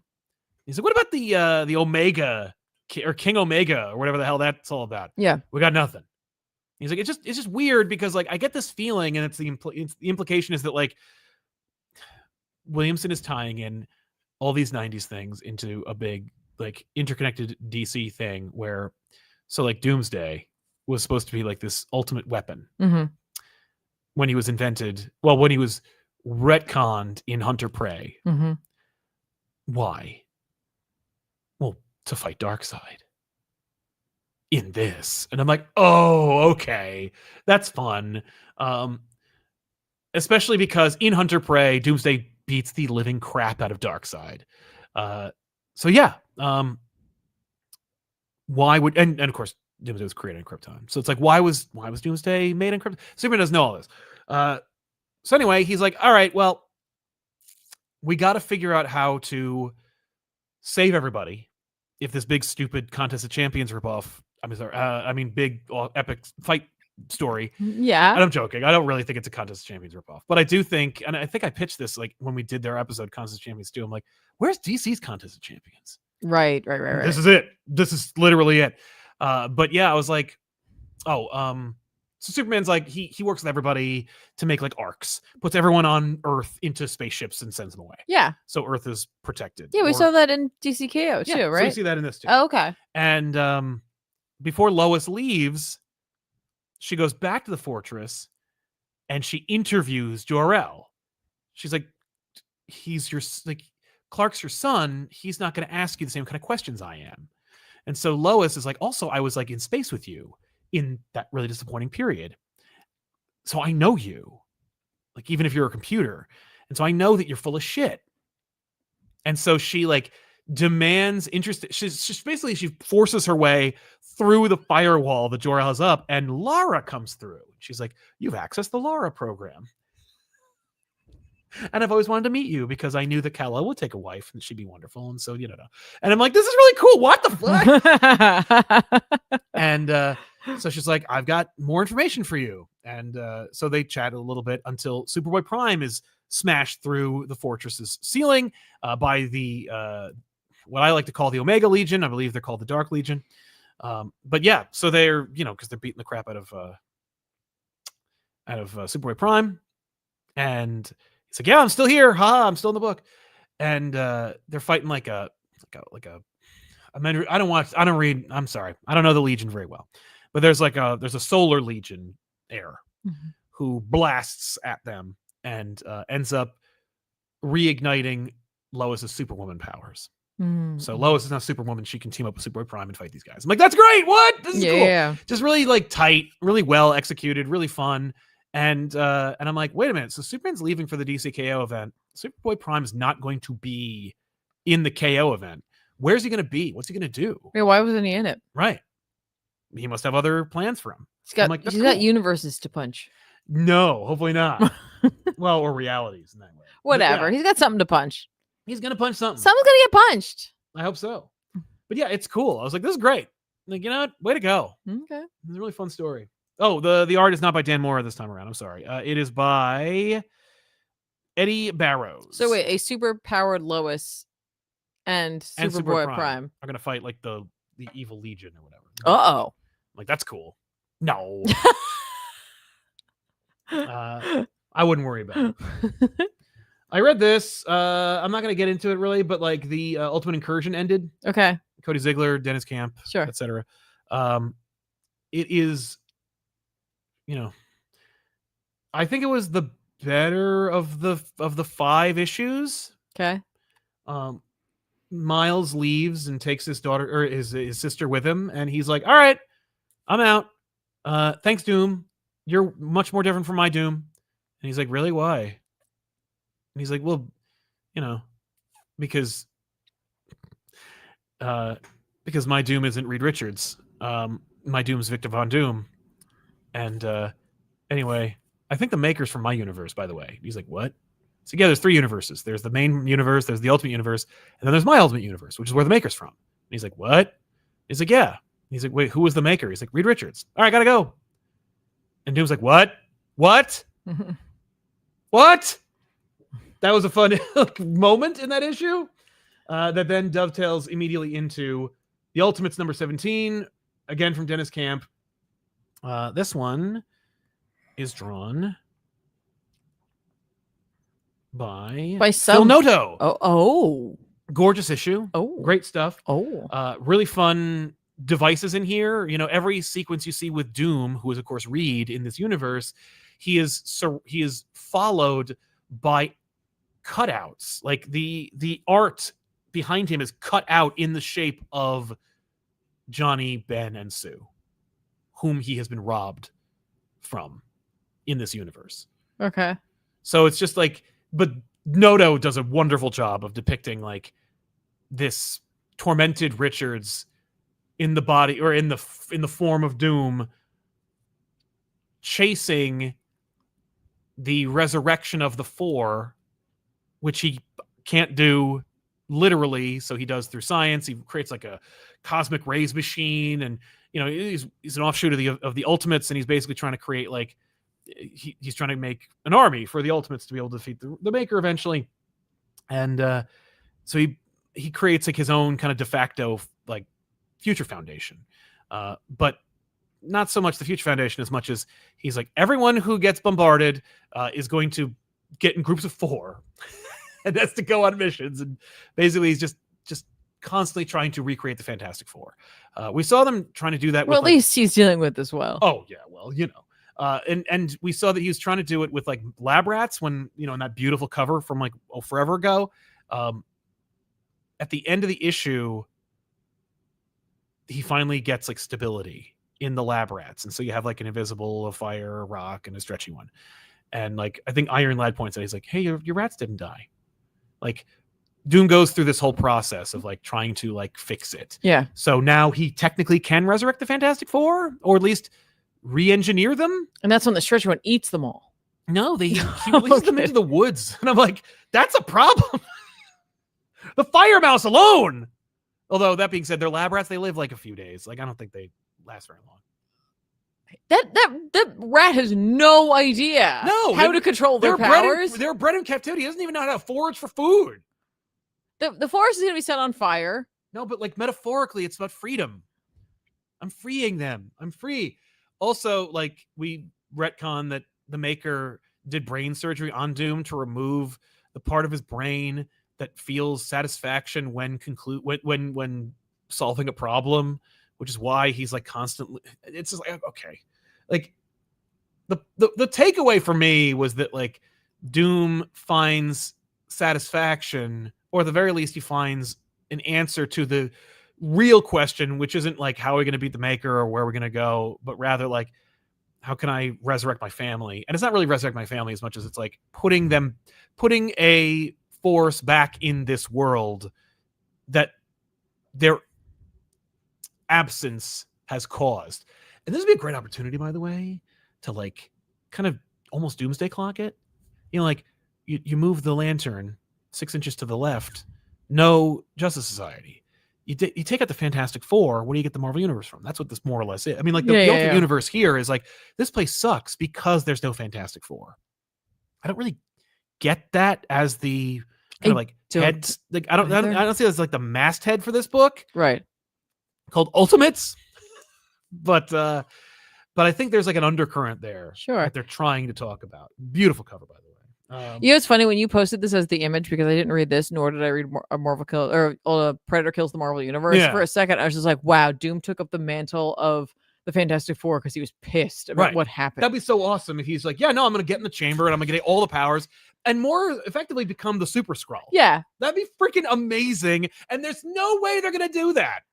Well, that was in the Predator Kills the Marvel Universe. That was where I was like, this is going. I was like, clearly that's what I'm looking at there. No. Because I forgot Ultimates came out. It's fine. Yeah. It's all good. Yeah, it's fine. You know, Noto does a great job depicting, you know, a million different people. Because like you have to groups of 4, hundreds of people. It's just insane.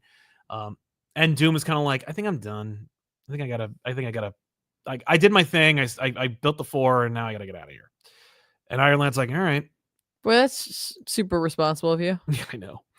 Reed, what a great guy. Look, it's over. I mean, like, this I feel bad. There are people who are like, they've had enough of my slander of Reed Richards. And I'm like, every time I run into Reed Richards, I wish I hadn't. This guy has been, like, tormented. Like, this guy is just like Earth X's. Well, then go to Silent Hill. Yeah, I know. But yeah, so it continues to be a book that people have said, like, objectively is the best book that has ever come out.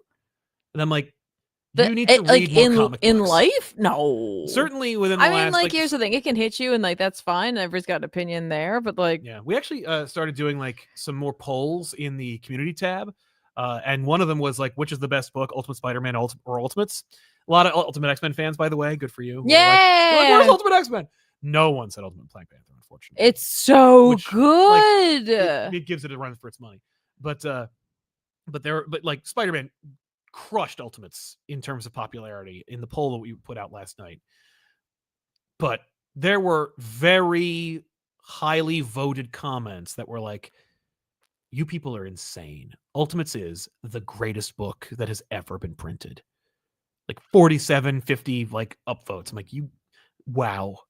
I'm like, not to say that Spider-Man's better than Ultimates. I actually don't think that Ultimate Spider-Man has become better than Ultimates. I don't think that Ultimates is a great book. I just, I think it's got to be Black Panther or X-Men at this point. Yeah. But like, I think Ultimate Spider-Man's a fine book. It certainly keeps me entertained every time I read it.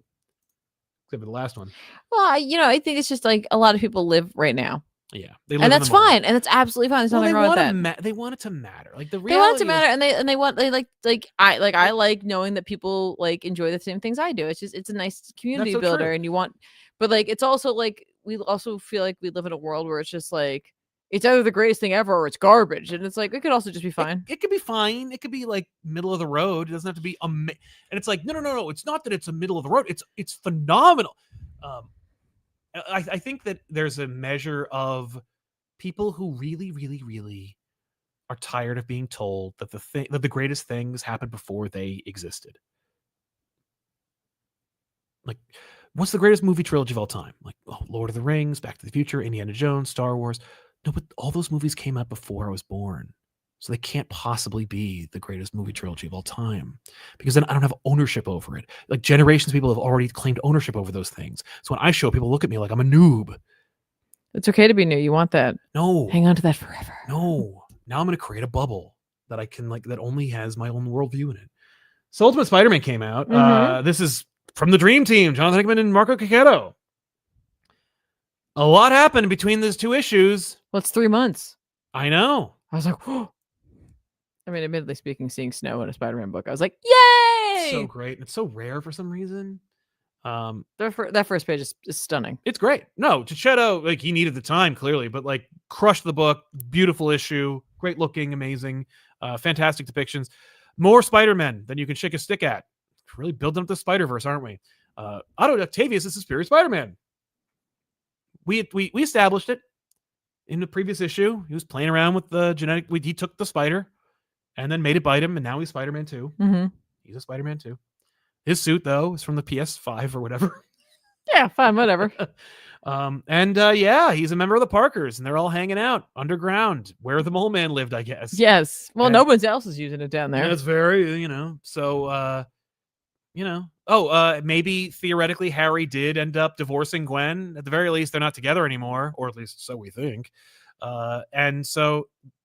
No, she exploded. Oh, yeah, that's right. But she didn't, though.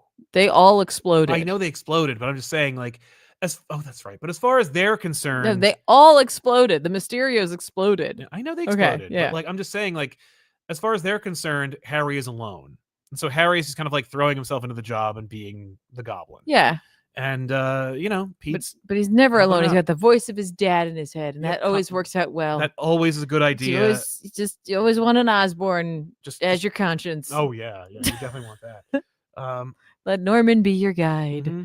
And, and then it turns out that, like, all the Mysterios were merged into one Mysterio. Yeah, it's like a Ghost Rider Mysterio, which I was all about. I was like, yes. It's a great image and an interesting idea. And like they're all Mysterioing, and also Gwen is there. who is also Mysterio, but she's like, different speech bubbles. She's talking to Harry. Yeah, specifically like as her. And Harry's been, been working with them, or her specifically. Yes. Unbeknownst to Peter. Right.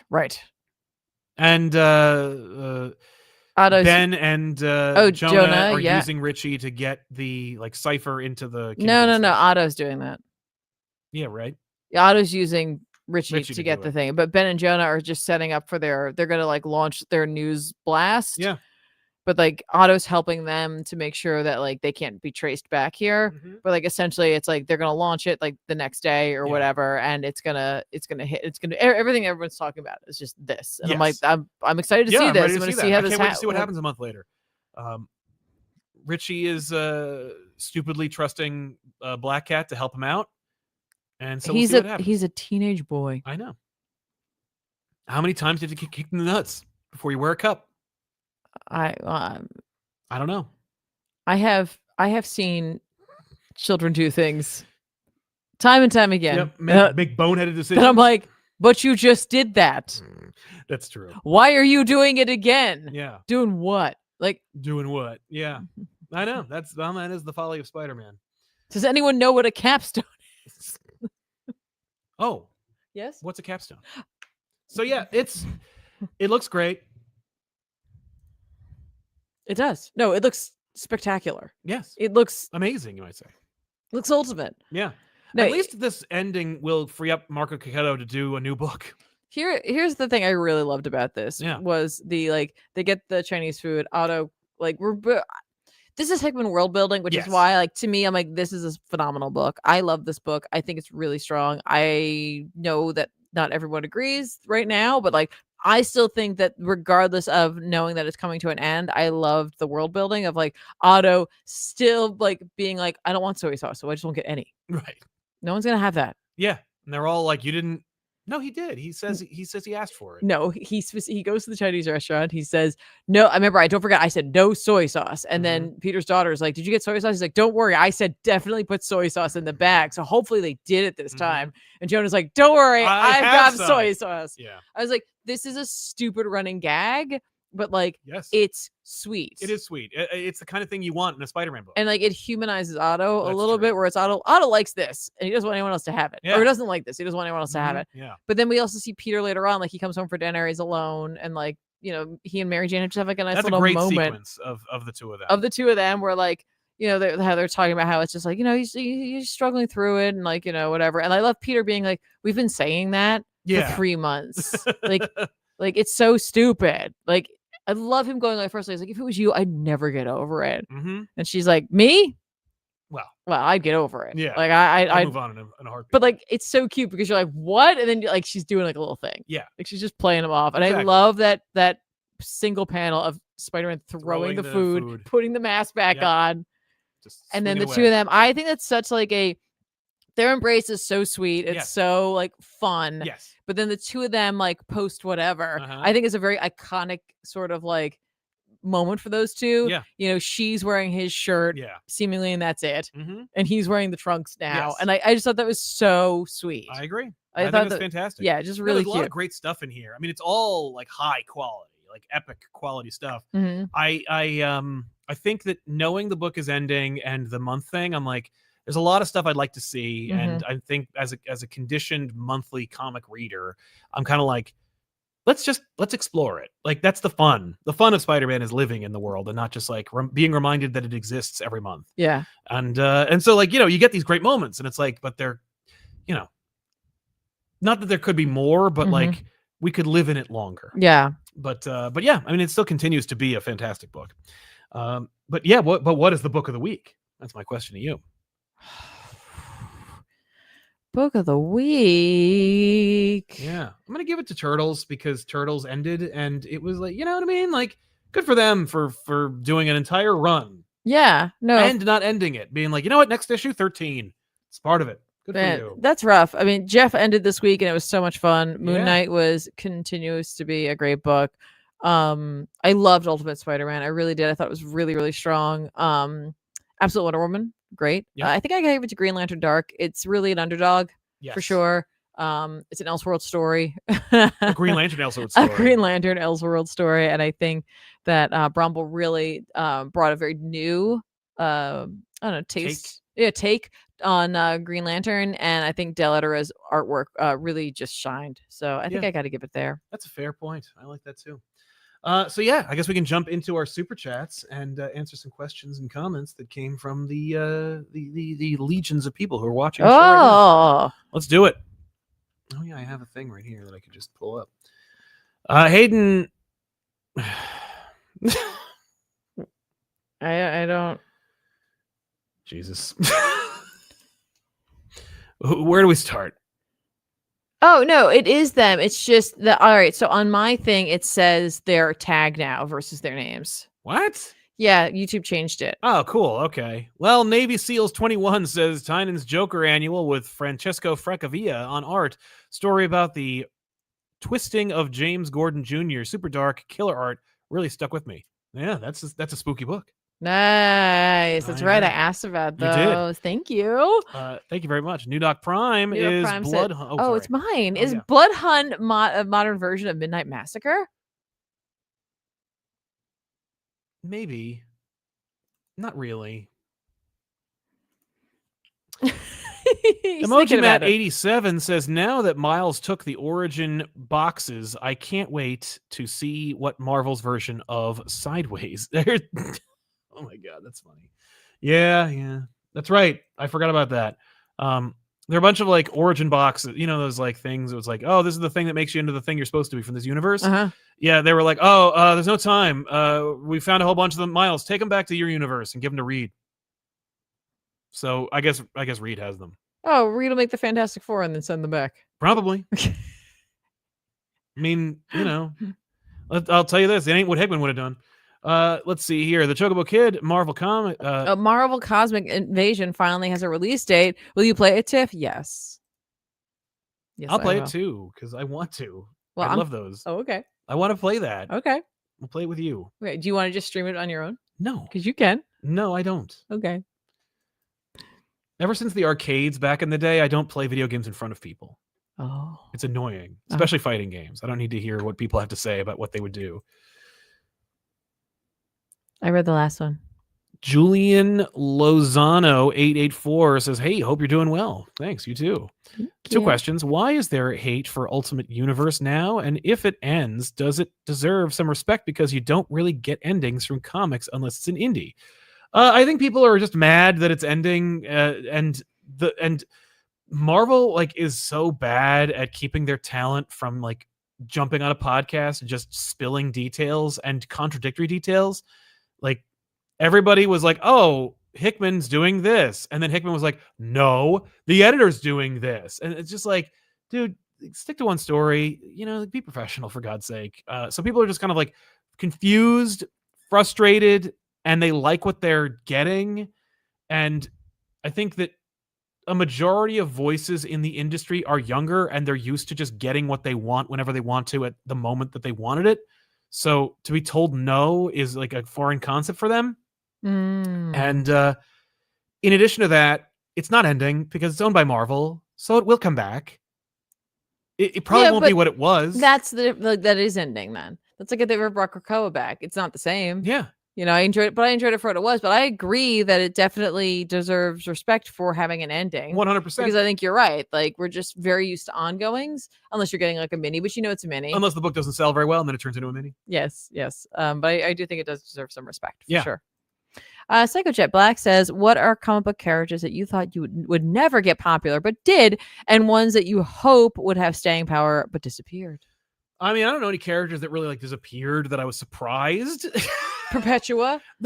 Ghost Rider. I really thought Marvel for a while, Punisher and Ghost Rider were massive characters in the 90s, 20 years or more after they were invented. They were huge. I would argue Wolverine is not nearly as popular as he used to be nowadays, outside of movies, in comics specifically. But Punisher, Ghost Rider, and Wolverine are three characters that also star in their own multi-mini-series events called Heart of Darkness. Yes. But those characters were so big that they did that. Yeah. And they had Howard Mackie write them. And they had there's a second Danny Ketch Ghost Rider omnibus out now. like part 2. Mm-hmm. There's a lot of books about those characters, and you can't really sell them now. Yeah. I'm shocked that we live in that world. Yeah. No, I agree. But in terms of characters that I'm surprised, for some reason, I'm always surprised that like, it's because of video games though, that like Squirrel Girl or people like that, like where it's just like you'd think that was like, oh, that was fun. I know she had like she's had huge impacts, taking big swings. Yeah. But like to be walking around New York Comic Con and see a Squirrel Girl costume, I was like, whoa. Or 2. Yeah. But again, I know that has a lot to do with the games. Yeah. But still, they chose her for the games. Yeah. You know, they were like, let's do that. Yeah. Interesting stuff. Or the fact that Jeff has had staying power. Yeah, the fact that Jeff stuck around, that they were worried, like they were literally, like, I think Kelly was worried that like that Jeff was gonna be killed or disappeared. Yeah. Do I read this one? Yeah. New Dog Prime. Brute Force has a cameo in Cosmic Invasion game. That's nice. Oh. We love Brute Force. Cat Lore will defend for treats. Says, love a good history of comic. One of my first comics was one of Batman. It said, Hush replaced the Joker. Joker is worse than dead. Forgotten. That's fun. What a hilarious thing to write. Yeah. What? Yeah, what a great opportunity. Yeah, it's just like, yeah, he's worse than dead. Nobody even remembers the Joker. Ooh, yeah, that's a good Joker's one. like, oh yeah? Oh yeah? Challenge accepted. Joker, remember you said that. Like 5 years from now, I'm coming for you. Yeah. Playing the long game. He always does. Denville 900, man, what is going on with Dynamite and their trade paperbacks? Terminator has, Volume 1 has apparently been canceled after being delayed multiple times, including that last week, Gargoyles Volume 2 was canceled after a 1-year delay. Yep. Eek. Yep. You will never be able to read my Terminator book outside of floppies. Wow. Sombra Shadow 0013 says, picked up a second issue of the Undead Iron Fist. There are some very interesting implications for who brought Danny back and why. I think Tiff will be interested because it may be Moon Knight related. Interesting. That is interesting. I didn't know anything about that. I didn't even bother with it because I assumed it was just like we don't know what else to do with this character. Oh, that's very true, unfortunately. So maybe I'll give it a shot. S. Saito Abdullahi. Sorry. Absolutely love Hayden Sherman, but Bagara might have produced the best looking book of the year. Ooh. Also, don't worry about pronouncing my surname. Well, you're in luck. You went for it, though. I did. You did go for it. I thought it was really well done. I do like Sherman quite a bit, but I don't know if it was just because it was a shakeup, but it really looked good. And like I said, it feels like Bagara was just going for it. That's great. So. I mean, why wouldn't you? Right? You're doing the absolute book. Yeah. Emoji Matt or Matt Fisher, whichever, saying, how would you make Absolute Hourman or Dr. Midnight? I don't know. I don't know those characters very well, so I wouldn't want to butcher them. You could do anything. Then. So yeah, I could, but I don't know if I want to. I don't like Hourman as a concept, so yeah. I don't know. I'd probably pick Midnight, and then I have to do a bunch of research on the character and then figure out what to do the opposite. That might be the best way to do it. Yeah. Oh God. Saito's back. Tiff, have you gone back to read Lemire's Moon Knight? Still my favorite series. I haven't read it since it released, but it blew my 13-year-old mind. I haven't yet, but I know it's on my reading list. Yeah. To be read. It's true. TBR. So much on that list. I know. Oh, this is me. B Black says, curious if Tiff's reading Hulk right now. It's very creepy. Tiff's not. But I guess she should be. Yeah. She should be. She just sticks with her, like, sometimes I branch out. Yeah. And then other times I'm like, I'll just stick to the characters I know. Yeah, that's fair. And then other times I'm like, oh, I'll just try this Moon Knight book out. And now I'm reading it all the time. I've read 5 volumes of Moon Knight. Hammerhead Comedy says, Ultimate Mysterio, 5 guys in a fishbowl, more like 5 dead guys in a fishbowl. Anyone seen Mystery Men? Nice. Love it. Yeah. Love it. Yeah, I actually really love that design. I know. It looks it's cool. So creepy. Yeah, the skull in the bowl is great. Listen, put any sort of like magical, supernatural, anything associated with the character, especially this one like Mysterio, that where it's not like pyrotechnics. I'm like, yes. Yeah. Danby 900. So Hickman has 2 issues left to deal with: Mr. Negative, Kingpin, Mysterio, and everything else. It's just so much left in such a short amount of time. Yeah, I agree. Well, I think some of these characters, like Mr. Negative thing, that will help to get him in a room with like people like Kingpin, yeah, and Mysterio. Yeah, it's like that's just they're their threads are starting to come together and be woven. Yeah. So I think we're going to see that set up, and then the last issue will be the fallout, and then an epilogue. Yeah. Yeah. Somebody actually pointed out, they were like, the last time Spider-Man talked to his daughter was in issue 6. I was like, yeah. Like, but you were banking on us enjoying that. Like, it was just like, yeah, yes, I can't argue at any particular point. Mm-hmm. It's good. And also it sucks. Like that they're not able to do more. It's frustrating. Specdombo says, nice. I wish Ultimate Spider-Man would get signed for a 200 issue run. You two are awesome. Keep up the great content. Well, thank you very much. Thank you so much. I agree. It would be greater if it was longer, and if because clearly Hickman did want to do more, so that would have been pretty amazing. He wanted to do more. I think he just wanted to do his run. I think he was surprised that he's like, why are you guys not doing more? Right. He's the guy who's like, no. I rented the hall. You guys have fun. I'm gonna get out of here. All right. So then here's the question: if Hickman would let's say they decided to keep it going, right? Like in an alternate universe, they decided to keep it going, and Hickman's not writing it. Who writes it? Right. Probably Camp. No, not who. They would just put a slot into that. Who writes it to follow along with what Hickman was doing, to give you similar storytelling beats? Who writes it? I don't know. I mean, I know who Marvel would pick. Yeah, but that's not what I'm asking you. I'm asking you who would I pick? Who's going to deliver the story beats? Who's going to deliver the dialogue? I don't know. I mean, Zdarsky, probably. Zdarsky's a good one. The guy who rejected it in the first place. I was like Gillen, because Gillen helped to pick up the pieces from Krakoa. Wouldn't it be nice to see Gillen doing Ultimate Spider-Man, just because we'd like to see Gillen's opinion or take on the character? Yeah. I mean, that'd be great.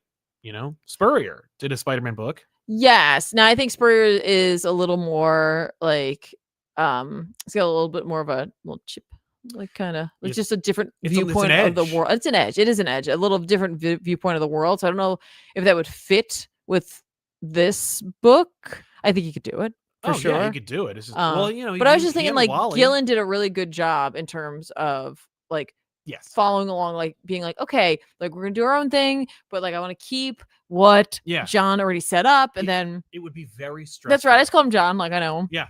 It would be very stressful to read Spurrier Spider-Man, but it would also probably be one of the most authentic Spider-Man runs. People would be so in mad. Decades. Yeah. Like people like, Peter's kind of a jerk, and like he's dealing with a lot of trauma.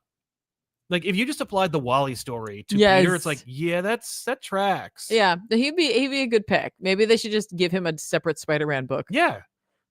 Give him radioactive Spider-Man. No, give him a spectacular Web of. Give him Web of. Bring back Web of. There you go. Hulkzilla. First Scarlet Witch, then Zatanna. Now Tiffany has to cosplay as an Image character, or as Image Comics magic user. Spawn counts. You can finally start throwing chains. We didn't even think there were going to be any costumes this year. So I feel like I phoned it in for my costume. And I don't love that, because I was like, I actually had something in mind that I was going to do, and I was all ready to order everything. And then everyone else was like, eh. And I was like, okay, I won't do it.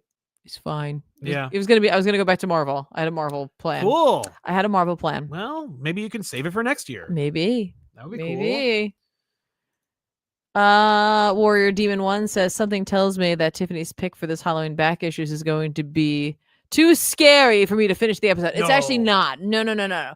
The main episode for Halloween back issues is not like scary. It is like supernaturally charged for sure. But it's not like scary, and it is a big 2 book. Yes. And I think you have a really fun time with it. Then we tease a gross story that will not be in the episode, but will be its own episode on patreon.com. Yes, you don't have to worry about that. You can just enjoy this episode, have a good time with it. Everybody, I think everybody enjoyed it. I think so too. Oops.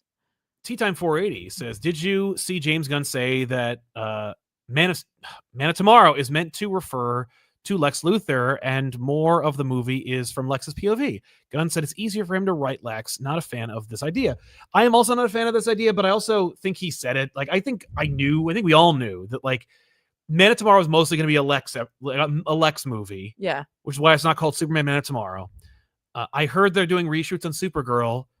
Rumor has it to put more Superman in it, probably to bookend it, the way that like Supergirl kind of bookended Superman. Because, that's how it works. I think if it, who knows? This is going to be one of the first times that I really have a dog, other than the Doctor Strange of it all. Well, once you saw the first one, you were like, "Oh, I'm out." Yeah. Well, I just knew it wasn't going to be anything I thought Doctor Strange would be, and that was fine. But this is like this story. Yep. This is like, because with Doctor Strange and a lot of the Marvel movies, it's just like obviously they'll take like influences from stories, but they're not just doing the story. This, they're just doing a story that like I love. So this is one of the first times I feel like I'm going to be like the comic book fan in the theater that's like, this is not what this is like. I'm so afraid of that. I just want to go and try and enjoy it and be like, wow, they did it. Yay. But like every time someone tells me anything about it, I'm like, okay, why? Yeah, I know. But I predict that by release date of Man of Tomorrow, it'll be called Superman Man of Tomorrow. And they will do more reshoots to add more Superman in it. Maybe. It would be really smart of them to do that. To make a Superman sequel that quickly. Just saying. Arduit says CPOP woo! Looking forward to spooky episode this week. Me too, man. Thank you. And David Schutz saying, sorry, your Capital episodes. Okay. Well, that's the last name. I know. Oh, okay. I knew a person whose last name was that, and they pronounced it Schutz, which is okay. Sorry. It's probably it could be either or then. It could be like Charles Schultz. I don't know. But sorry, your Cap Wolf episode bombed. I tuned into it. It didn't bomb, but it didn't do as well as I would have expected.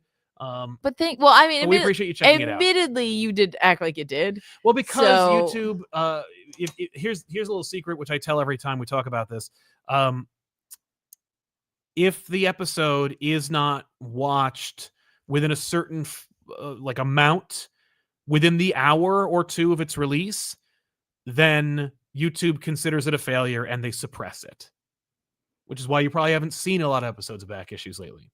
But we put them out every week. We put them out every week, and we put them out at the same time every week. And YouTube also, like, I specifically put them out when the peak amount of people they're watching. Sure. So it's like we're doing it for YouTube, like we're doing the whole thing. But yeah, so the reality is, if it's a Batman episode or a Spider-Man episode, by the end of the day, it will hit the number it's supposed to have hit. Yes. But the other episodes could use a leg up, and that leg up is in the form of watching the episode within the hour or two that it's released.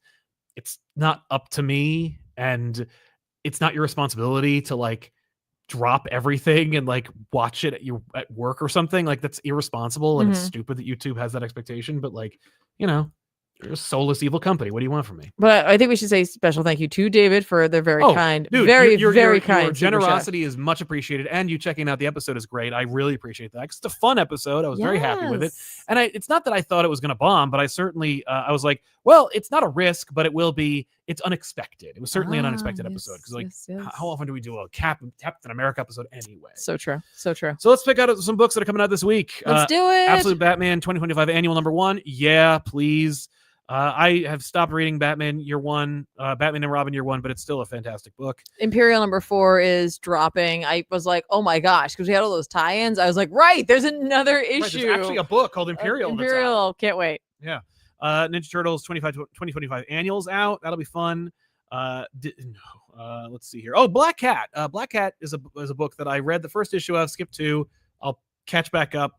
It seems fun. I'm gonna try it out again. You see this undead pool? Yeah, part of that Age of Apocalypse thing. It's just it's a clever name. Great name. It's a clever name. I agree. Tim Seeley. That'll be fun, I guess. We'll see. I was like, who's writing this? Right, who's doing this? There's also a Cloak and Dagger, because they always, like, anytime there's like a big event. Yeah, they're like, and don't forget about us. Try to make them work again. So you're going to be checking out Superman Red and Blue 2025 special #1. Yeah, I'll be checking that out, of course. Okay. Let's see here. Skipping all those things. All those things. I think that's it. Oh, there's a Marvel Rivals King in Black that's coming out, so I might check that out. Oh. Why not? Right? Return to Sleepy Hollow #1 is dropping. It's another one of the IDW Dark books. This is obviously related to the Sleepy Hollow film. So if you like that film and you're like, oh man, how come nobody Johnny Depp and Christopher Walken? Yes. If you're like, how come nobody ever did anything with that? So here we go. I believe this is a sequel. Yes. To that, and you can go check that out. I love that IDW has been just grabbing some of these like horror properties and doing some fun stuff with them, including like Event Horizon and Twilight Zone and Sleepy Hollow. Good stuff. And if you missed the first run of Deadpool Batman, there's a second print coming out with a logo cover. Oh, a logo cover. Yeah, you know Logo, your favorite character. Oh, I thought you meant like a logo. Oh, I know. That's what I thought you meant. Oh, also Godzilla versus America, Kansas City #1.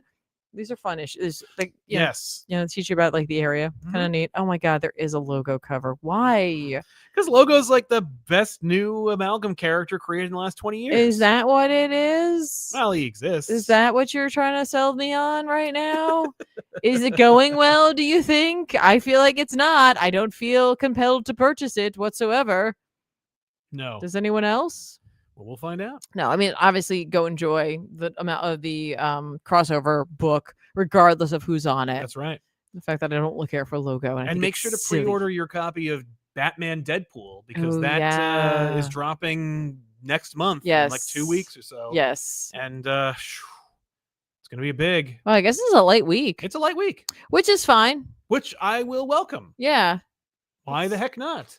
It's all good. Maybe it'll be an opportunity to like try out something new. Try out something new, catch up on some stuff. On things. Yeah. You could read Absolute Wonder Woman. I would love to, because I love that book. We have one more super chat. Oh my goodness, it's from Hulkzilla saying, if you had to pick to keep Logo or Red Pariah. Oh, stop.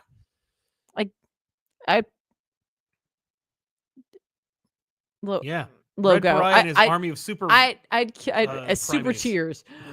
I'd go with Logo. I'm keeping Logo. Really? Yes. You know, I don't even think there is a Red Pariah. I know. Let's not make it happen. Well, we'll see about that. No, I don't want that. Calls. Please don't. Yeah, so thus concludeth our latest episode of Off the Rack. Before the Halloween season, we want to thank you all so much for being so kind and generous in our super chats and in our chat as well, for being so cool and respectful of each other and us here on this show. Heck yeah. If you want to catch more, you can catch Tiffany playing video games on youtube.com @ComicPopPlays or twitch.tv/ComicPop. And of course, there's so much more. I chatted with an artist named Danny Earls. You're probably familiar with his work, even if you don't know the name. Over on this channel, there's actually a whole 5 or 6 minute long conversation with him from New York Comic Con. That is up on this channel. And I tried a new thing. I was like, let me try that. I changed the title and I didn't make a thumbnail. I was like, here's just a picture. This is an image of me and Danny at the con. And it did better than any of the other videos. There you go. Like, okay. There you go. That's great. And don't forget to go back and check out the rest of our Halloween episodes of Back Issues if you're looking for something spooky to listen to this week or to watch. And then make sure you go and grab some horror comics. Go pick them up. Even if it's not your normal thing, Marvel and DC have both put out their fair share of spooky books, spooky characters. We've covered quite a few of them. Go check them out. Or again, like I can't speak highly enough of Event Horizon from IDW. I really like that book a lot. But obviously Image also has a ton of books. I just recently managed to at like a local like book like secondhand place picked up a bunch of issues of Silver Coin. You did. And if you're more of a manga fan, obviously Junji Ito is like the king of horror. Over there you have a smattering of all sorts of like all different styles. Yeah, all different styles of stories. Yeah. Something's gonna get you for sure. That was so cool that you got to go to the Junji Ito exhibit at San Diego Comic-Con. Same room with him. You should have talked to him. He was right there. No, but I wasn't. I wasn't supposed to be there. You got it. You got the invite, but like I didn't get the confirmation that I was on the list, and that so like I wasn't really on the list to go in. But you they were on the list. I wasn't. We had an invitation to everything. Yeah, but I didn't like. They didn't confirm my like acceptance of it, so that meant I wasn't. Like you're supposed to get a thing back, but they were very kind and let me in. So I felt like I was like, I'm already not supposed to be here. I'll just enjoy the art, kick you out. And I'll see him. But like people took photos with him, and I was like, I just couldn't do it. I just couldn't let my let that happen. Like that's why I need to go these things with you sometimes. I don't know where I was. But I can say I was in a room with Junji. I was like feet away from him. And you got to see some of his art, like up close. The up close art is actually spectacular. Like sometimes the mangas don't do them justice, but yes. No, that's true. And finally, Hulkzilla saying, "Oh yeah, one more thing. Happy Halloween, everyone! Spooky pop, woo and bah." Bah. Thank you all so much for hanging out with us. And again, check out Tiffany's streams on youtube.com, ComicPop Plays. All links for everything we talk about, like our Discord or our Patreon or Tiffany's channel on youtube.com if ComicPop Plays are in the description below this video and every video we make. So check those out as well. And of course, if you want to make sure you don't miss these shows or anything we put out here on ComicPop Returns, make sure to subscribe to the channel and click the bell for notifications so you can get a notification when we go live or when a video comes out. So you can check those out as well. We do appreciate you, and we thank you so much for being here. And happy Halloween, everybody. Happy Halloween. Let's put those bars in the chat. Bye. Bye.